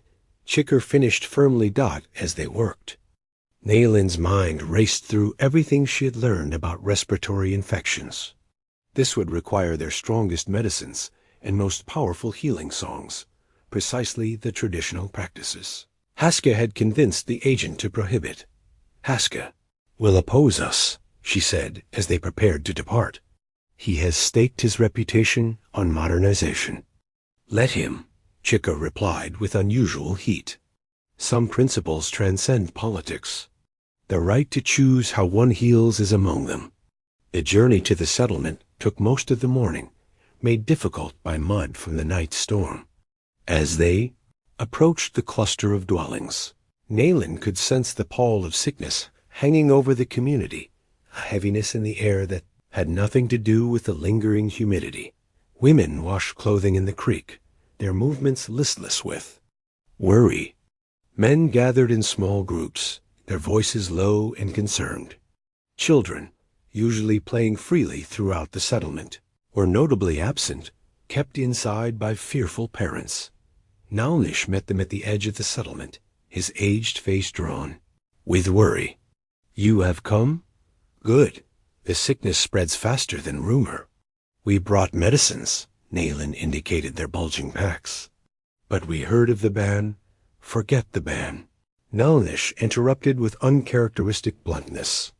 "Children die while we wait for white man's help that doesn't come." Even some who supported Haskell now questioned his wisdom. As they followed Naunish toward the affected dwellings, a familiar figure intercepted them. Haskell, accompanied by a uniformed Indian agent. His face darkened with anger when he saw their medicine bundles. "This defies the new health regulations," he declared loudly, positioning himself to block their path. "The agent has prohibited unauthorized treatments that might interfere with proper medical care." "What proper care?" Nayland challenged before Chicker could respond. "Your doctor is gone, children are dying, and you speak of regulations?" The agent stepped forward, his pale face flushed with the effort of asserting authority. "The new physician arrives soon with modern medicines. These ... practices," he gestured dismissively at their bundles, "could complicate treatment and tracking of the outbreak." Chicker regarded them both with calm dignity. "We respect your concern for our people, but we will not stand idle while they suffer. Those who wish our help should have the freedom to receive it." "This isn't about freedom," Haskell argued, his voice rising. "It's about progress, about leaving behind primitive superstitions that keep us trapped in the past." The Thunderbird pendant seemed to pulse against Nyland's skin as storm clouds continued to gather, both in the sky above and in the conflict unfolding before them. Nayland moved purposefully through the settlement, her newly created medicine bundle clutched firmly in her hands. The small deerskin pouch contained her most potent remedies, herbs gathered under specific moons, roots with powers to draw infection from the lungs, barks that reduced fever. Each had been prepared with care and intention. Accompanied by the medicine songs Chicker had taught her, the confrontation with Haskell and the agent had ended in an uneasy compromise, brokered by the tribal council after heated debate. Chicker and Nayland would be permitted to treat those who specifically requested their help, provided they documented all treatments and outcomes. It was a fragile truce, heavy with suspicion on both sides. "You go to Tazi's dwelling first," Chicker had instructed as they divided responsibilities. Her grandchildren were among the earliest affected. "I will visit the eastern section. We meet at midday to compare observations." Now, approaching the elderly woman's home, Nayland steeled herself for what she might find. The sickness had progressed rapidly through the settlement, with nearly 30 cases reported by mourning-most children and elders, as Chicker had predicted. Tazay sat outside her dwelling, grinding something in a small wooden bowl. Despite her age, her back remained straight, her movements precise. She looked up as Nayland approached, relief evident in her weathered face. "You have come. Good. The little ones suffer greatly." She gestured toward the dwelling's entrance. "The agency doctor visited yesterday. He left powders that did nothing but make them sleep. Their breathing grows worse." Inside, 2 children lay on pallets, their small chests heaving with the effort to draw breath. A woman in her 30s, Tazay's daughter, bathed their foreheads with cool cloths, her own face tight with exhaustion and fear. "This is Nayland," Tazay explained. "She brings real medicine." Kneeling beside the children, Nayland placed a hand on each small forehead, closing her eyes to better sense the nature of their illness. The infection had settled deep in their lungs, but there was something unusual about it, an aggression she hadn't encountered before. Opening her medicine bundle, she selected dried mullein leaves and a special pine resin collected from high in the mountains. "I need hot water," she instructed the mother, "and clean cloths." As the woman hurried to comply, Nayland began humming softly a healing song specific to respiratory ailments. The sound seemed to calm the children, their breathing becoming marginally less labored as she continued working quickly. She prepared a strong infusion for them to drink and a poultice to draw the infection outward. The treatment was similar to what she had used for Tolka, but strengthened with additional elements Chikar had suggested for this particular outbreak. They must drink as much of this as possible, she told the mother when the preparations were complete, even if they resist. The poultice stays on their chests until it dries completely, then apply a fresh one. I will return before sundown to check their progress. By midday, Nayland had treated 7 patients in different dwellings. The pattern of the illness was consistent fever followed by increasingly difficult breathing, but the severity varied widely. Some, like Tazi's grandchildren, were critically ill. Others showed only early symptoms. Meeting Chikar at the agreed location, she found him deep in conversation with Nalnish, their expressions grave. 17 cases in my section, Chikar reported when she joined them. 4 serious. Others caught earlier. 12 in mine, Nayland responded. 5 critical, especially the youngest. Nalnish shook his head sorrowfully. The count rises hourly. This sickness moves like fire in dry grass. As they compared notes, a familiar figure approached the agency doctor, a young man with spectacles and a perpetually worried expression. Unlike the agent, he had shown no hostility toward traditional medicine, merely professional skepticism. You are the healers from the canyon, he stated, adjusting his spectacles. I've been observing your treatments from a distance. Your results seem promising. Our medicines have fought this sickness before, Chikar replied neutrally. The doctor hesitated, professional pride warring with practical concern. I've wired Fort Apache for additional supplies, but they won't arrive for days. Meanwhile, he gestured helplessly at a nearby dwelling where coughing could be heard. My training doesn't adequately address this specific infection. Perhaps we might cooperate, Nayland suggested carefully. Your methods and ours together. Before the doctor could respond, angry voices interrupted their conversation. Haska approached, leading a small group of his supporters. The agent was too generous in his compromise, he declared loudly enough for others to hear. These so-called healers spread false hope with their plants and chants while blocking real progress. Chikar remained calm. We block nothing. Those who wish your doctor's care are free to seek it. You undermine authority, Haska insisted.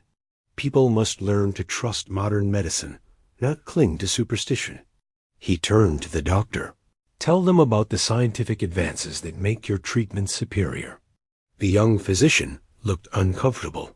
All methods have their place, he hedged, unwilling to either condemn or endorse traditional practices in such a charged moment.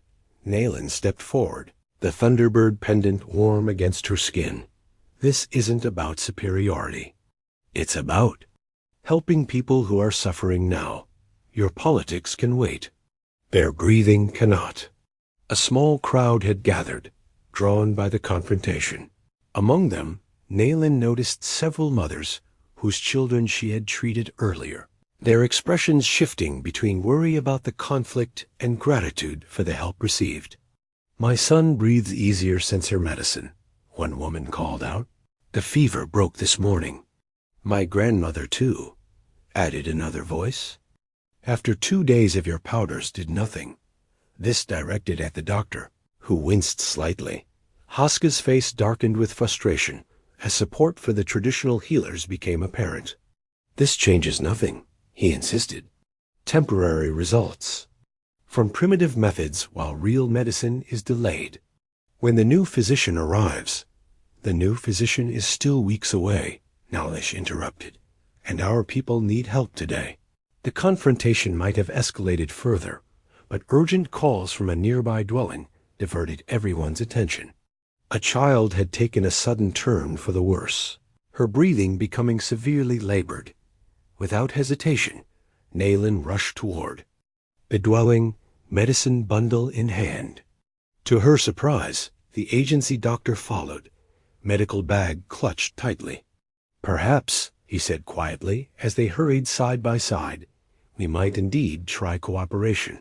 Behind them, she was aware of Haska's burning gaze and his certainty that somehow, in this crisis, an opportunity would present itself to discredit the traditional ways once and for all. Dawn broke over the settlement with deceptive beauty, golden light spilling across the humble dwellings where so much suffering had taken place. 4 days had passed since Nayland and Chiker had begun treating the outbreak. Progress had been steady, most patients showing improvement. With no new deaths since their arrival, Nayland emerged from Tazi's dwelling, where the elderly woman's grandchildren were now sitting up, accepting broth and telling stories in weak but animated voices. Their recovery had been among the most dramatic, transforming from near death to clear improvement in just days. Across the settlement, similar scenes were unfolding. The agency doctor, whose name they had learned was Edwards, had integrated some of the traditional treatments with his own methods, creating an unexpected alliance that benefited everyone. Even some of Haska's supporters had grudgingly acknowledged the effectiveness of the combined approach. "The fever cases respond well to your willow bark preparation," Dr. Edwards had admitted the previous evening. "And the respiratory poultice achieves results I haven't seen with standard treatments." Nayland headed toward the central cooking area where she had arranged to meet Chiker. The morning air felt fresh and clean after days of sensing illness everywhere. For the first time, she allowed herself to believe the crisis might be passing. Her thoughts were interrupted by frantic calls from a dwelling she had visited the previous day. Inside, she found Chaos, a mother, cradling her young son, whose breathing had become severely labored overnight. The boy's lips had taken on a bluish tinge, his eyes wide with panic as he struggled for air. "He was better yesterday," the mother sobbed.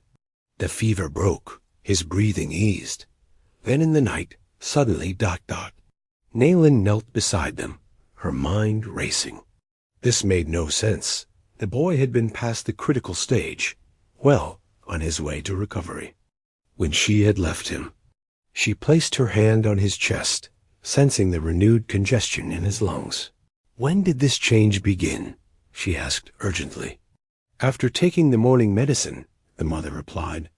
"He seemed well when he woke, took the medicine as instructed, then began struggling for breath within the hour." A terrible suspicion formed in Nayland's mind. "Show me the medicine." The woman pointed to a small clay cup containing remnants of the herbal preparation. Nayland lifted it to her nose, inhaling carefully. The familiar sense of her respiratory remedy were present, but beneath them was something else, something acrid and wrong.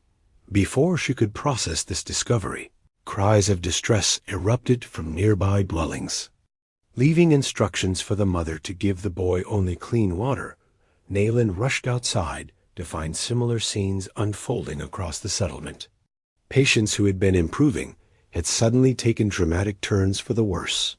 She found Chiker moving between affected dwellings, his face grim with growing understanding. They met in the center of the settlement, speaking in hurried, low voices. "The medicines have been tampered with," he confirmed her suspicion. "Something has been added during the night, something that reverses the healing and attacks the lungs." "How?" "We prepared them ourselves, delivered them to each family ... double quotes. Nayland's mind raced through possibilities. "The night containers?" Chiker concluded. "We leave prepared medicine for the morning dose. Someone has visited each dwelling and added something to them." Dr. Edwards joined them, his face pale with alarm. 3 critical cases in the eastern section. All were stable yesterday. As they shared their suspicions with him, the doctor's expression shifted from confusion to outrage. Deliberate poisoning? But who would? His question was answered by the arrival of Haska, flanked by the Indian agent and several supporters. Rather than showing concern for the sudden decline in patients, Haska's expression held barely concealed satisfaction. "It seems your traditional medicines are failing," he announced loudly for all to hear. "Perhaps now people will understand the dangers of trusting in primitive remedies rather than modern science." The accusation hung in the air, its timing too convenient to be coincidence. Nayland felt the Thunderbird pendant grow hot against her skin, her anger rising to match its heat. "The medicines didn't fail," she stated clearly. "They were tampered with during the night. Something was added to reverse their effects." Murmurs spread through the gathering crowd as people processed this accusation. The agent stepped forward, his face flushed with indignation. "A serious charge," he said, "especially when it appears more likely that your treatments simply created a temporary improvement followed by dangerous collapse." "Convenient timing," Chicker observed, his voice calm but his eyes boring into Haskell. Just as trust in our methods was growing.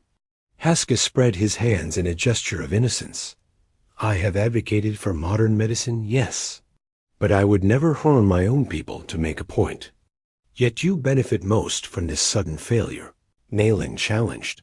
The confrontation might have escalated further, but was interrupted by Nalnish's arrival with tribal police, 2 young men responsible for maintaining order within the settlement.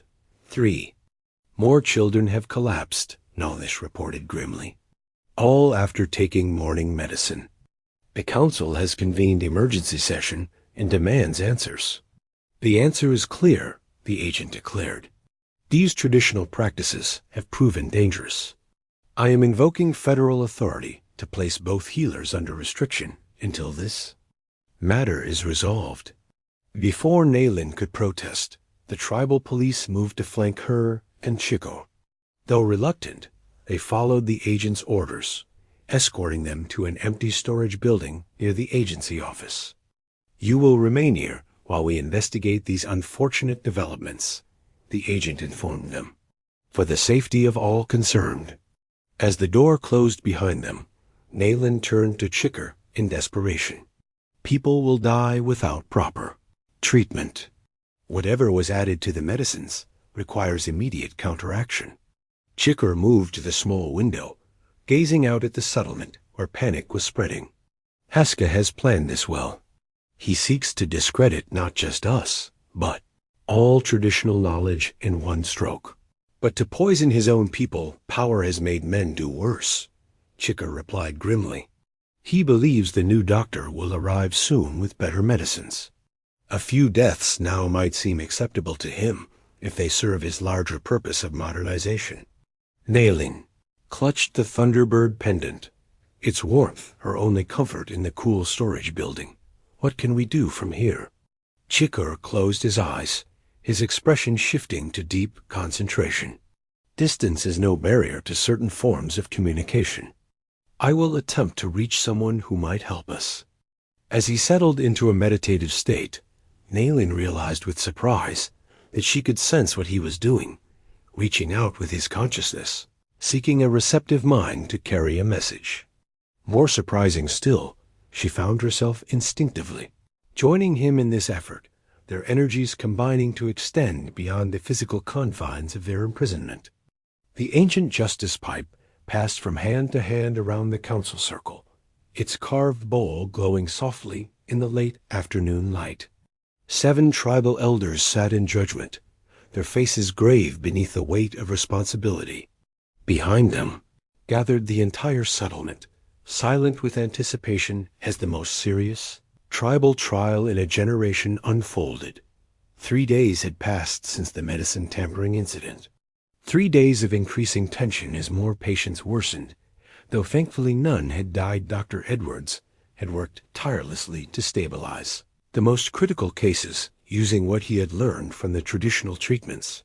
Nayland and Chicker stood at the center of the circle, their wrists bound with leather thongs, a symbolic restraint for those accused of harming the tribe. Nearby, the Indian agent sat with 2 soldiers from the fort, their presence a reminder of the federal authority that now took interest in the proceedings. "This pipe has witnessed every tribal judgment since our grandfather's time," Nalnish explained, his formal role as spokesman, requiring him to clarify proceedings for the government observers. It carries the smoke of truth to the sky spirits, ensuring honest words speak. The pipe completed its circuit, returning to the head councilwoman, who rose to address the gathering. We convened to determine responsibility for the harm that came to our people through tainted medicines. The charge is serious, that healers betrayed their sacred trust. Naelin's throat tightened with emotion. After all she had done to help, after the progress they had made, to stand accused of deliberately harming those she had sworn to heal felt like a physical blow. Those who wish to speak against the accused may now do so, the councilwoman announced. Haska stepped forward, his bearing confident as he took his place in the witness position. He had spent the intervening days consolidating support, presenting himself as the voice of reason and progress amid dangerous traditionalism. I speak with a heavy heart, he began, his voice pitched perfectly to convey reluctant duty.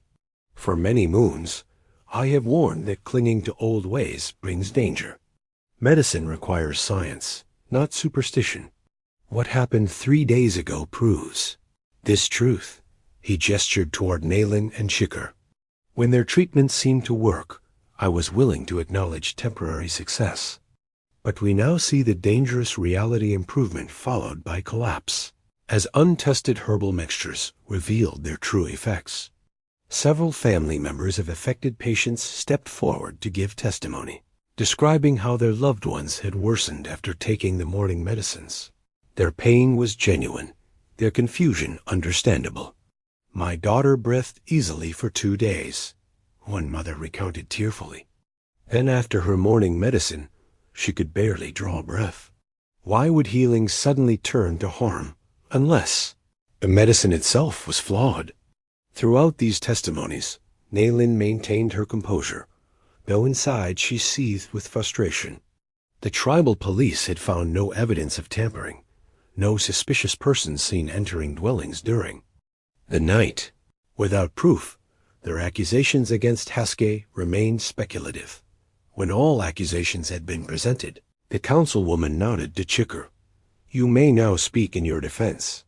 The old medicine man rose with dignity despite his bound wrists. For 60 years I have served our people. Never have my medicines harmed when properly prepared and administered. The treatments we provided were the same ones that healed similar outbreaks in the past. He looked directly at Haske. The sudden reversal in all patients, all at the same time, defies natural explanation. Something was added to our medicines, something intended to discredit traditional healing at a crucial moment. Murmurs rippled through the crowd. Though no one openly accused Haske, many had begun to question the convenient timing that served his political agenda. When Chiker finished, Naelin stepped forward. I asked permission to demonstrate something before the council. After brief consultation, the elders nodded their assent. Naelin turned to Dr. Edwards, who had been permitted to attend as a neutral observer. Doctor, would you please bring the samples you collected? The young physician approached, carrying a wooden box containing small vials. I collected these from affected dwellings, he explained, setting the box before the council. Residue from cups, unused portions of medicine. Naelin addressed the council directly. When patients began to worsen, Dr. Edwards preserved these samples. He has conducted tests that reveal something important. The doctor cleared his throat nervously, aware of the agent's disapproving gaze.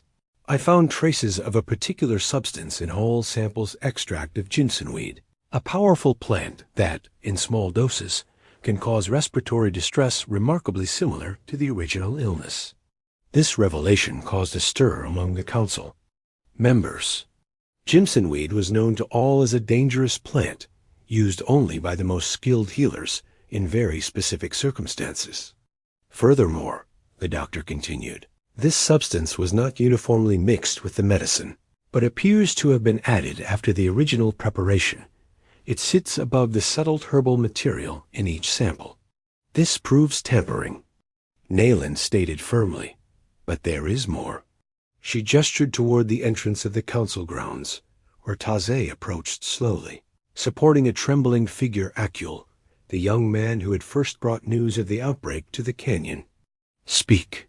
What you witnessed," Nayland encouraged him. Akul stepped forward, his face drawn with shame and fear. "I was ordered to add drops to the medicine containers during the night," he confessed, his voice barely audible. "I was told it would prove the superiority of modern treatments when the patients worsened." Gasps and angry murmurs erupted from the crowd. The council leaned forward, suddenly alert. "Who gave this order?" the head councilwoman demanded. Akul's eyes darted to Haske, who had gone rigid with shock. "He did.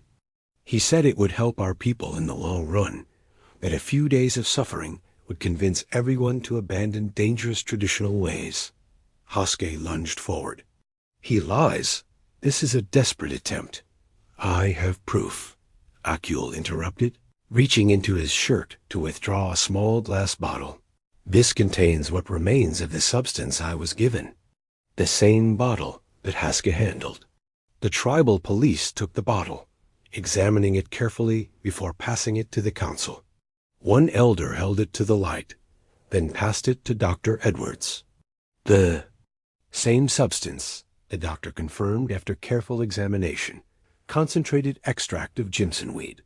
Chaos erupted as the implications became clear. The agent rose in protest. The soldiers shifted uncomfortably, and members of the crowd began shouting accusations. Through it all, Nayland stood calm at the center, the Thunderbird pendant warm against her skin as justice began to unfold. When order was finally restored, the head councilwoman spoke. "Remove the bindings from our healers. Their innocence is established." As the leather thongs fell away from her wrists, Nayland caught Chicker S.I. His slight nod communicated volumes pride in her handling of the situation, relief at their vindication, and urgency to return to treating those who still suffered. The council turned its attention to Haske, who now stood alone, abandoned by even his closest supporters as the evidence mounted against him. His face had transformed from confident authority to desperate calculation as he searched for an escape from his collapsing deception. The cedar blessing wand released fragrant smoke as Nayland moved in a clockwise circle, purifying the space. That would become her healing lodge. 2 weeks had passed since the trial that had exposed Haske's betrayal. The young leader had been banished from the tribe, a punishment more severe than imprisonment in Apache justice, for it severed him from the community that defined identity and purpose. "The spirits of this place approve," Chicker observed, from where he sat, watching her perform the blessing ceremony. "See how the smoke rises straight, without dispersing." Indeed, the aromatic cedar smoke ascended in an almost perfect column, despite the gentle breeze that rustled through the cottonwood. Trees. The location, a small clearing near the edge of the settlement, had been granted to Nayland by unanimous council decision, along with permission to establish a permanent healing practice.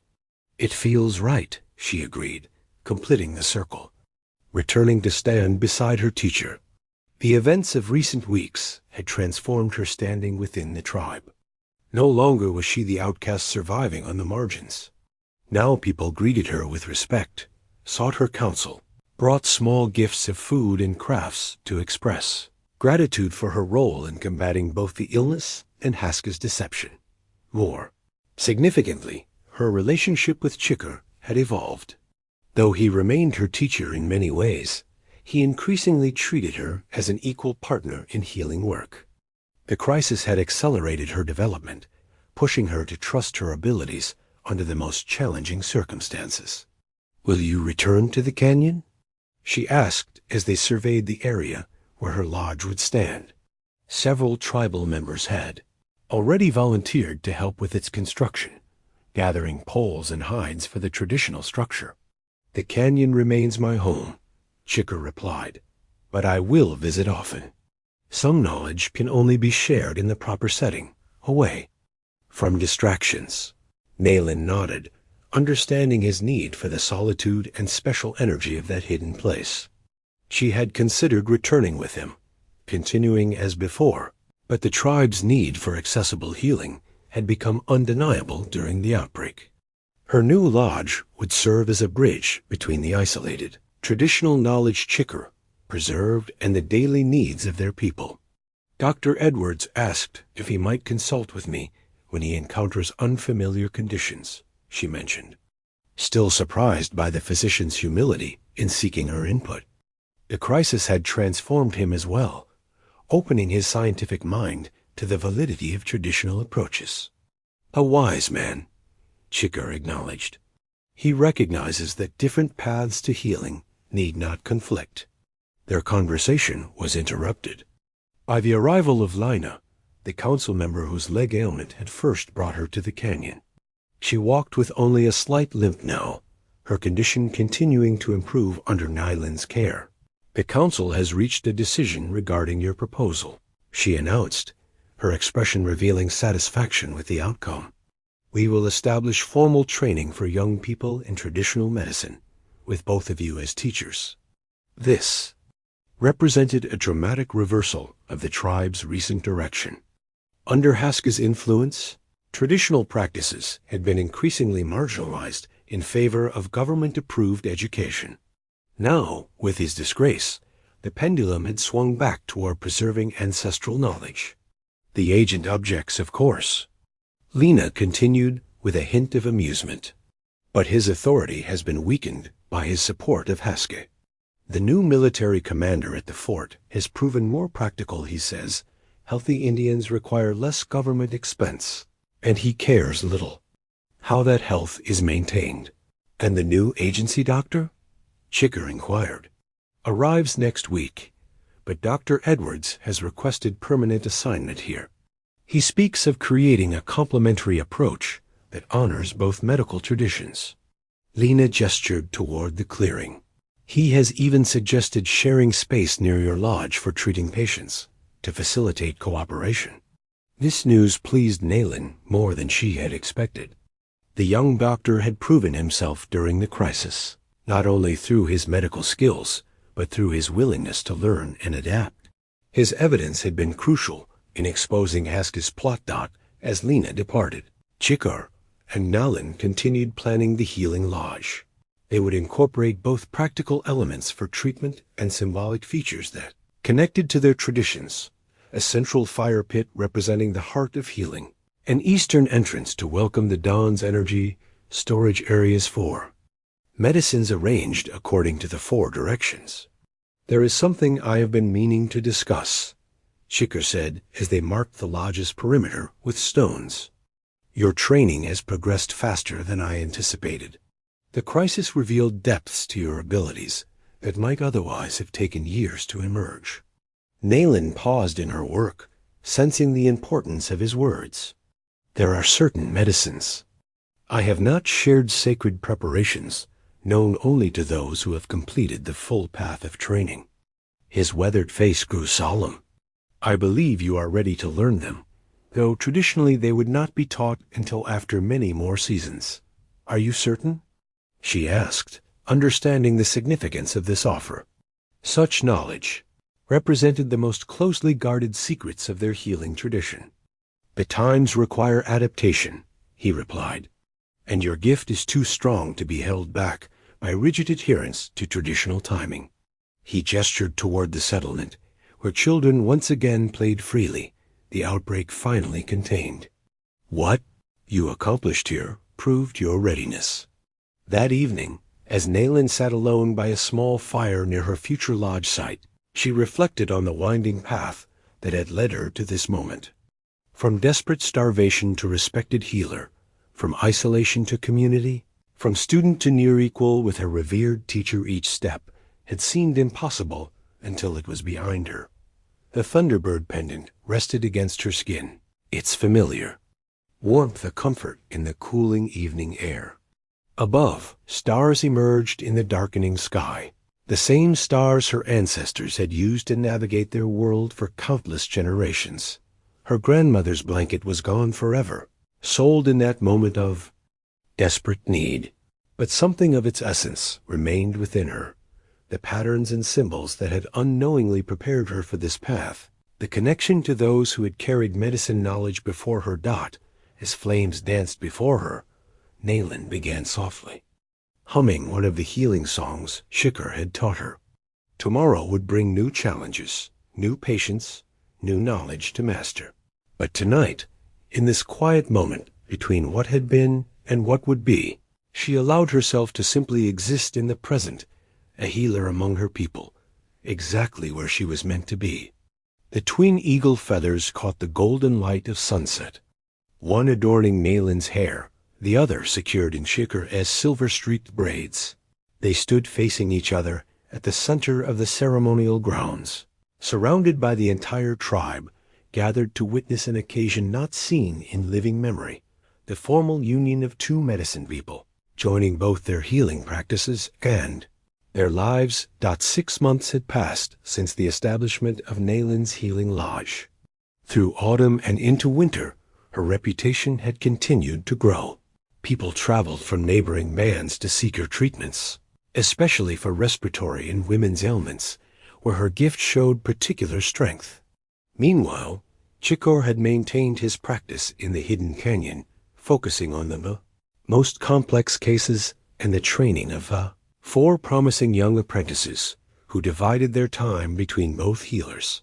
The growing collaboration between them had evolved naturally into deeper feelings, a connection based initially on shared purpose and mutual respect, gradually blossoming into something neither had anticipated.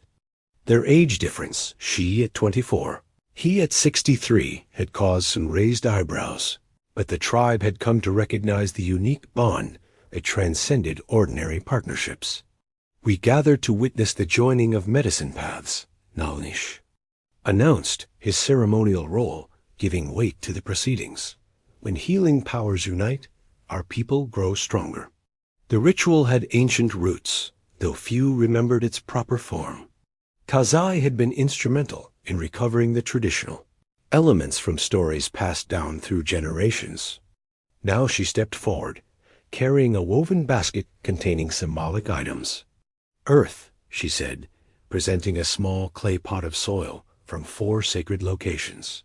"Water," she continued, offering a shell cup containing liquid collected from rain, river, spring, and morning dew. "Fire," she added, holding a stone lamp whose flame had been kindled from the council fire. "Air," she concluded, waving an eagle-winged fan that stirred the still winter air. Chide and Nalin each took a pinch of the sacred earth, touching it to their foreheads in acknowledgement of their physical connection to the land. They sipped from the shell cup, honoring the waters that sustained life. They passed their hands through the flame, recognizing the transformative power of fire. Finally, they breathed the air stirred by the eagle fan, accepting the invisible force that animated all living things. "The 4 elements witness your joining," Kaze declared. "Now exchange the symbols of your united path." From his medicine bundle, Chikor withdrew a small object wrapped in soft buckskin. Unwrapping it carefully, he revealed an exquisite eagle feather, not merely decorative like the ones they wore, but a rare golden-tipped specimen believed to carry exceptional power. "This came to me in my 20th summer," he explained, his voice carrying across the hushed gathering.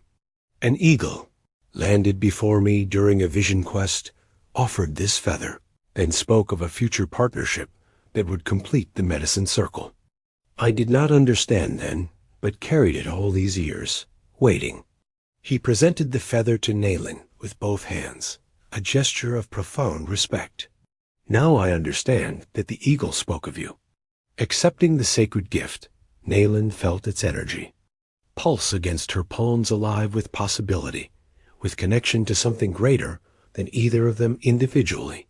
In return, she withdrew from her dress a small object that caught the fading sunlight with unexpected brilliance.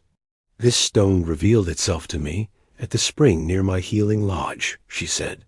"When I lifted it from the water, I saw that it contained both our medicine colors, the blue of your healing songs, the amber of my plant knowledge. The stone was indeed remarkable, a clear quartz crystal with natural inclusions that created bands of blue and amber, swirling together in its crystalline depths. Together, these represent our joined medicines, she continued, placing it in Shikhar's weathered hands. Neither color diminishing the other, both strengthened by their proximity. As he accepted her gift, their fingers touched, and a murmur spread through the gathered witnesses. For a brief moment, many later claimed, a visible energy had surrounded their joined hands, a soft glow that affirmed the spiritual significance of their union. Now Nish stepped forward to complete the ceremony. Let these joined medicines now demonstrate their power. Bring forth the one who seeks healing.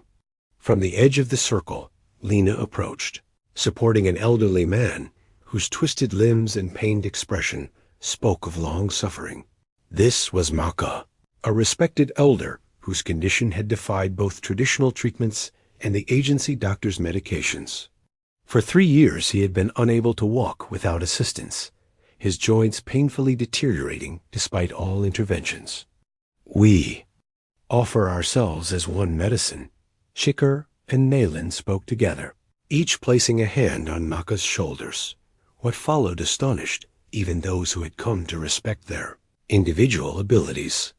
Working in perfect harmony, they began a healing song, Shikhar's deep voice providing the foundation, while Nayland's higher tones wove through and around it, creating harmonies that seemed to vibrate in the very bones of those listening.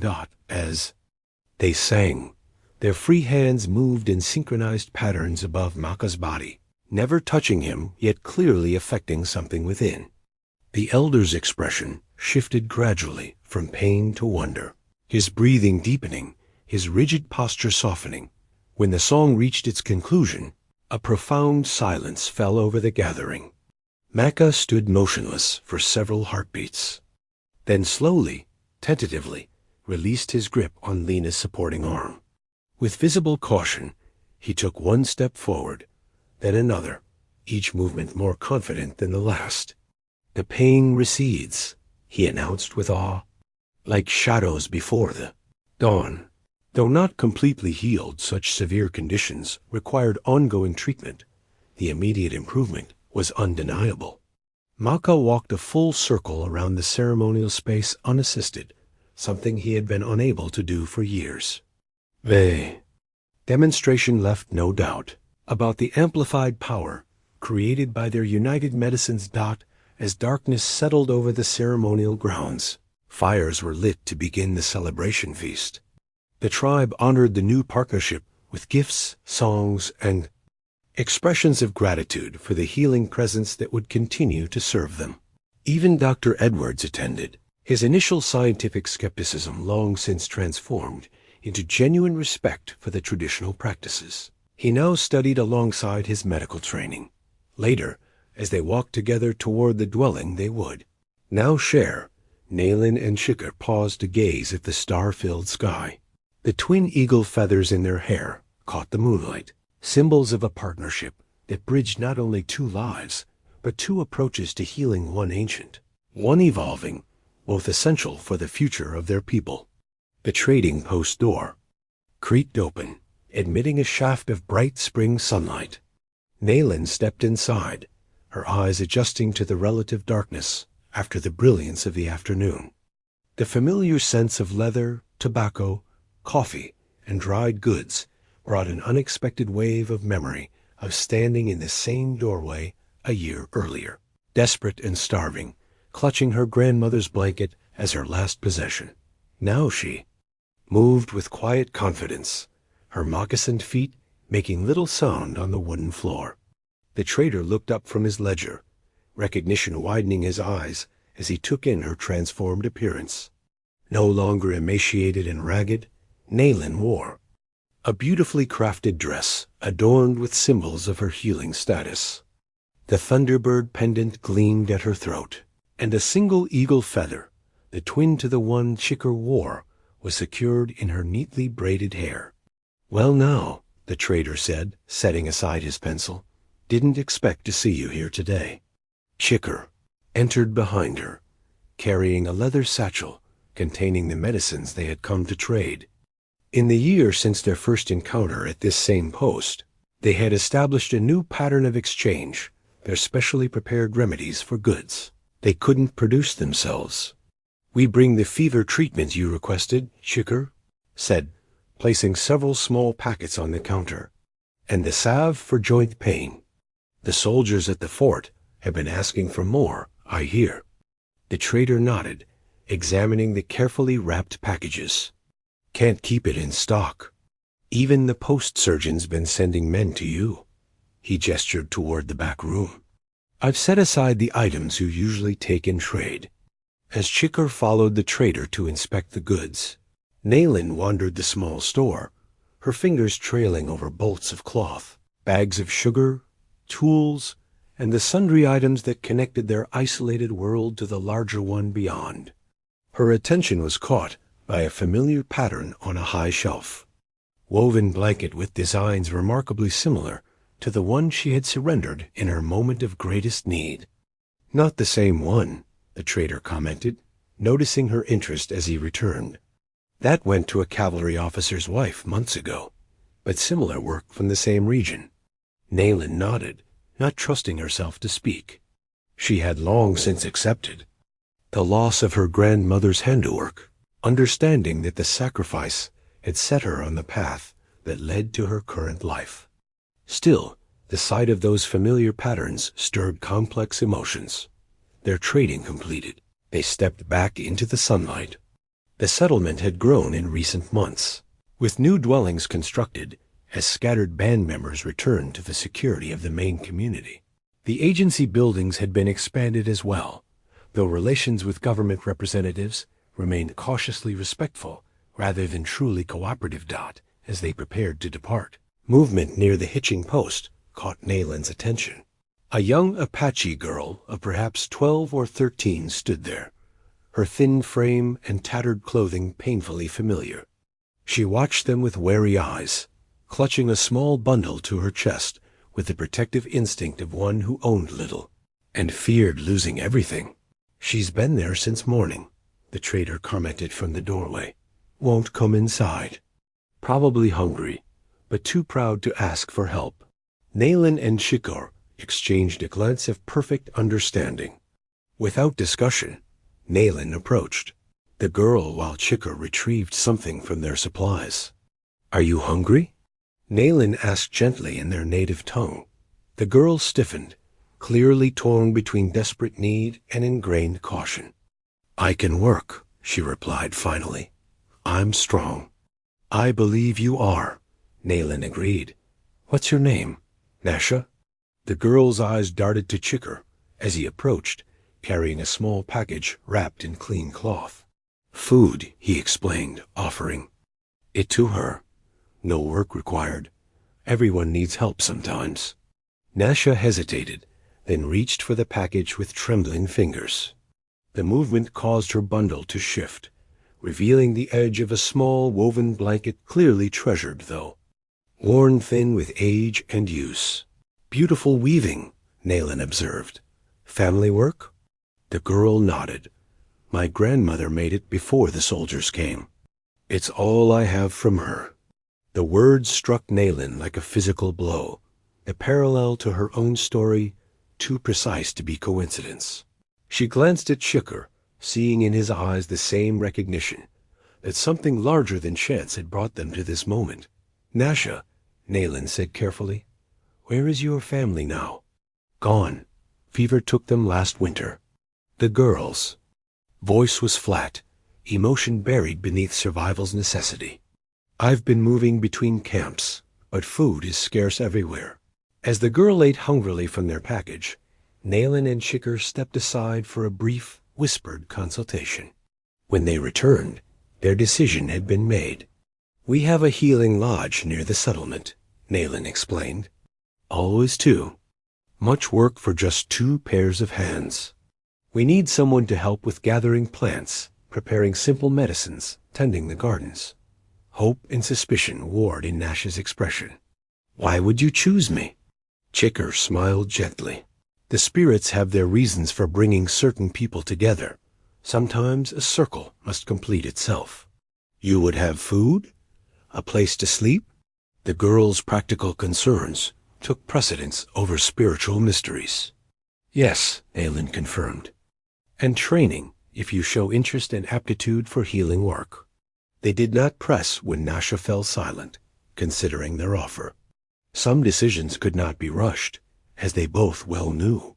Finally, the girl gathered her small bundle more, securely, and nodded once, decisively. I will come, for now, to see if it suits.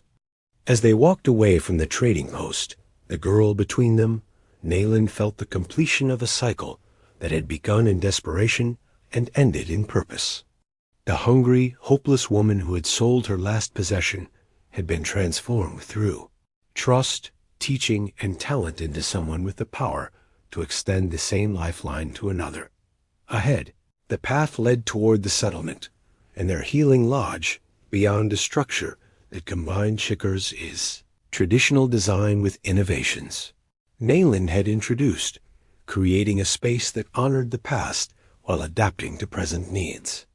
Like the medicine they practiced, like the partnership they had formed, it represented the living, evolving nature of their people's wisdom. The Thunderbird pendant warmed against Nayland's skin as they walked, 3 figures moving in harmony across the landscape, the elder carrying ancient knowledge, the woman who had bridged worlds, and the child who represented continuation. Behind them, the trading post diminished with distance, still visible, but no longer the desperate last resort it had once been. Full circle, Nayland thought. Not an ending, but a continuation. The pattern repeating with new threads, new colors, but the same essential design, the eternal cycle of need, growth, and giving back that defined not just healing work, but life itself.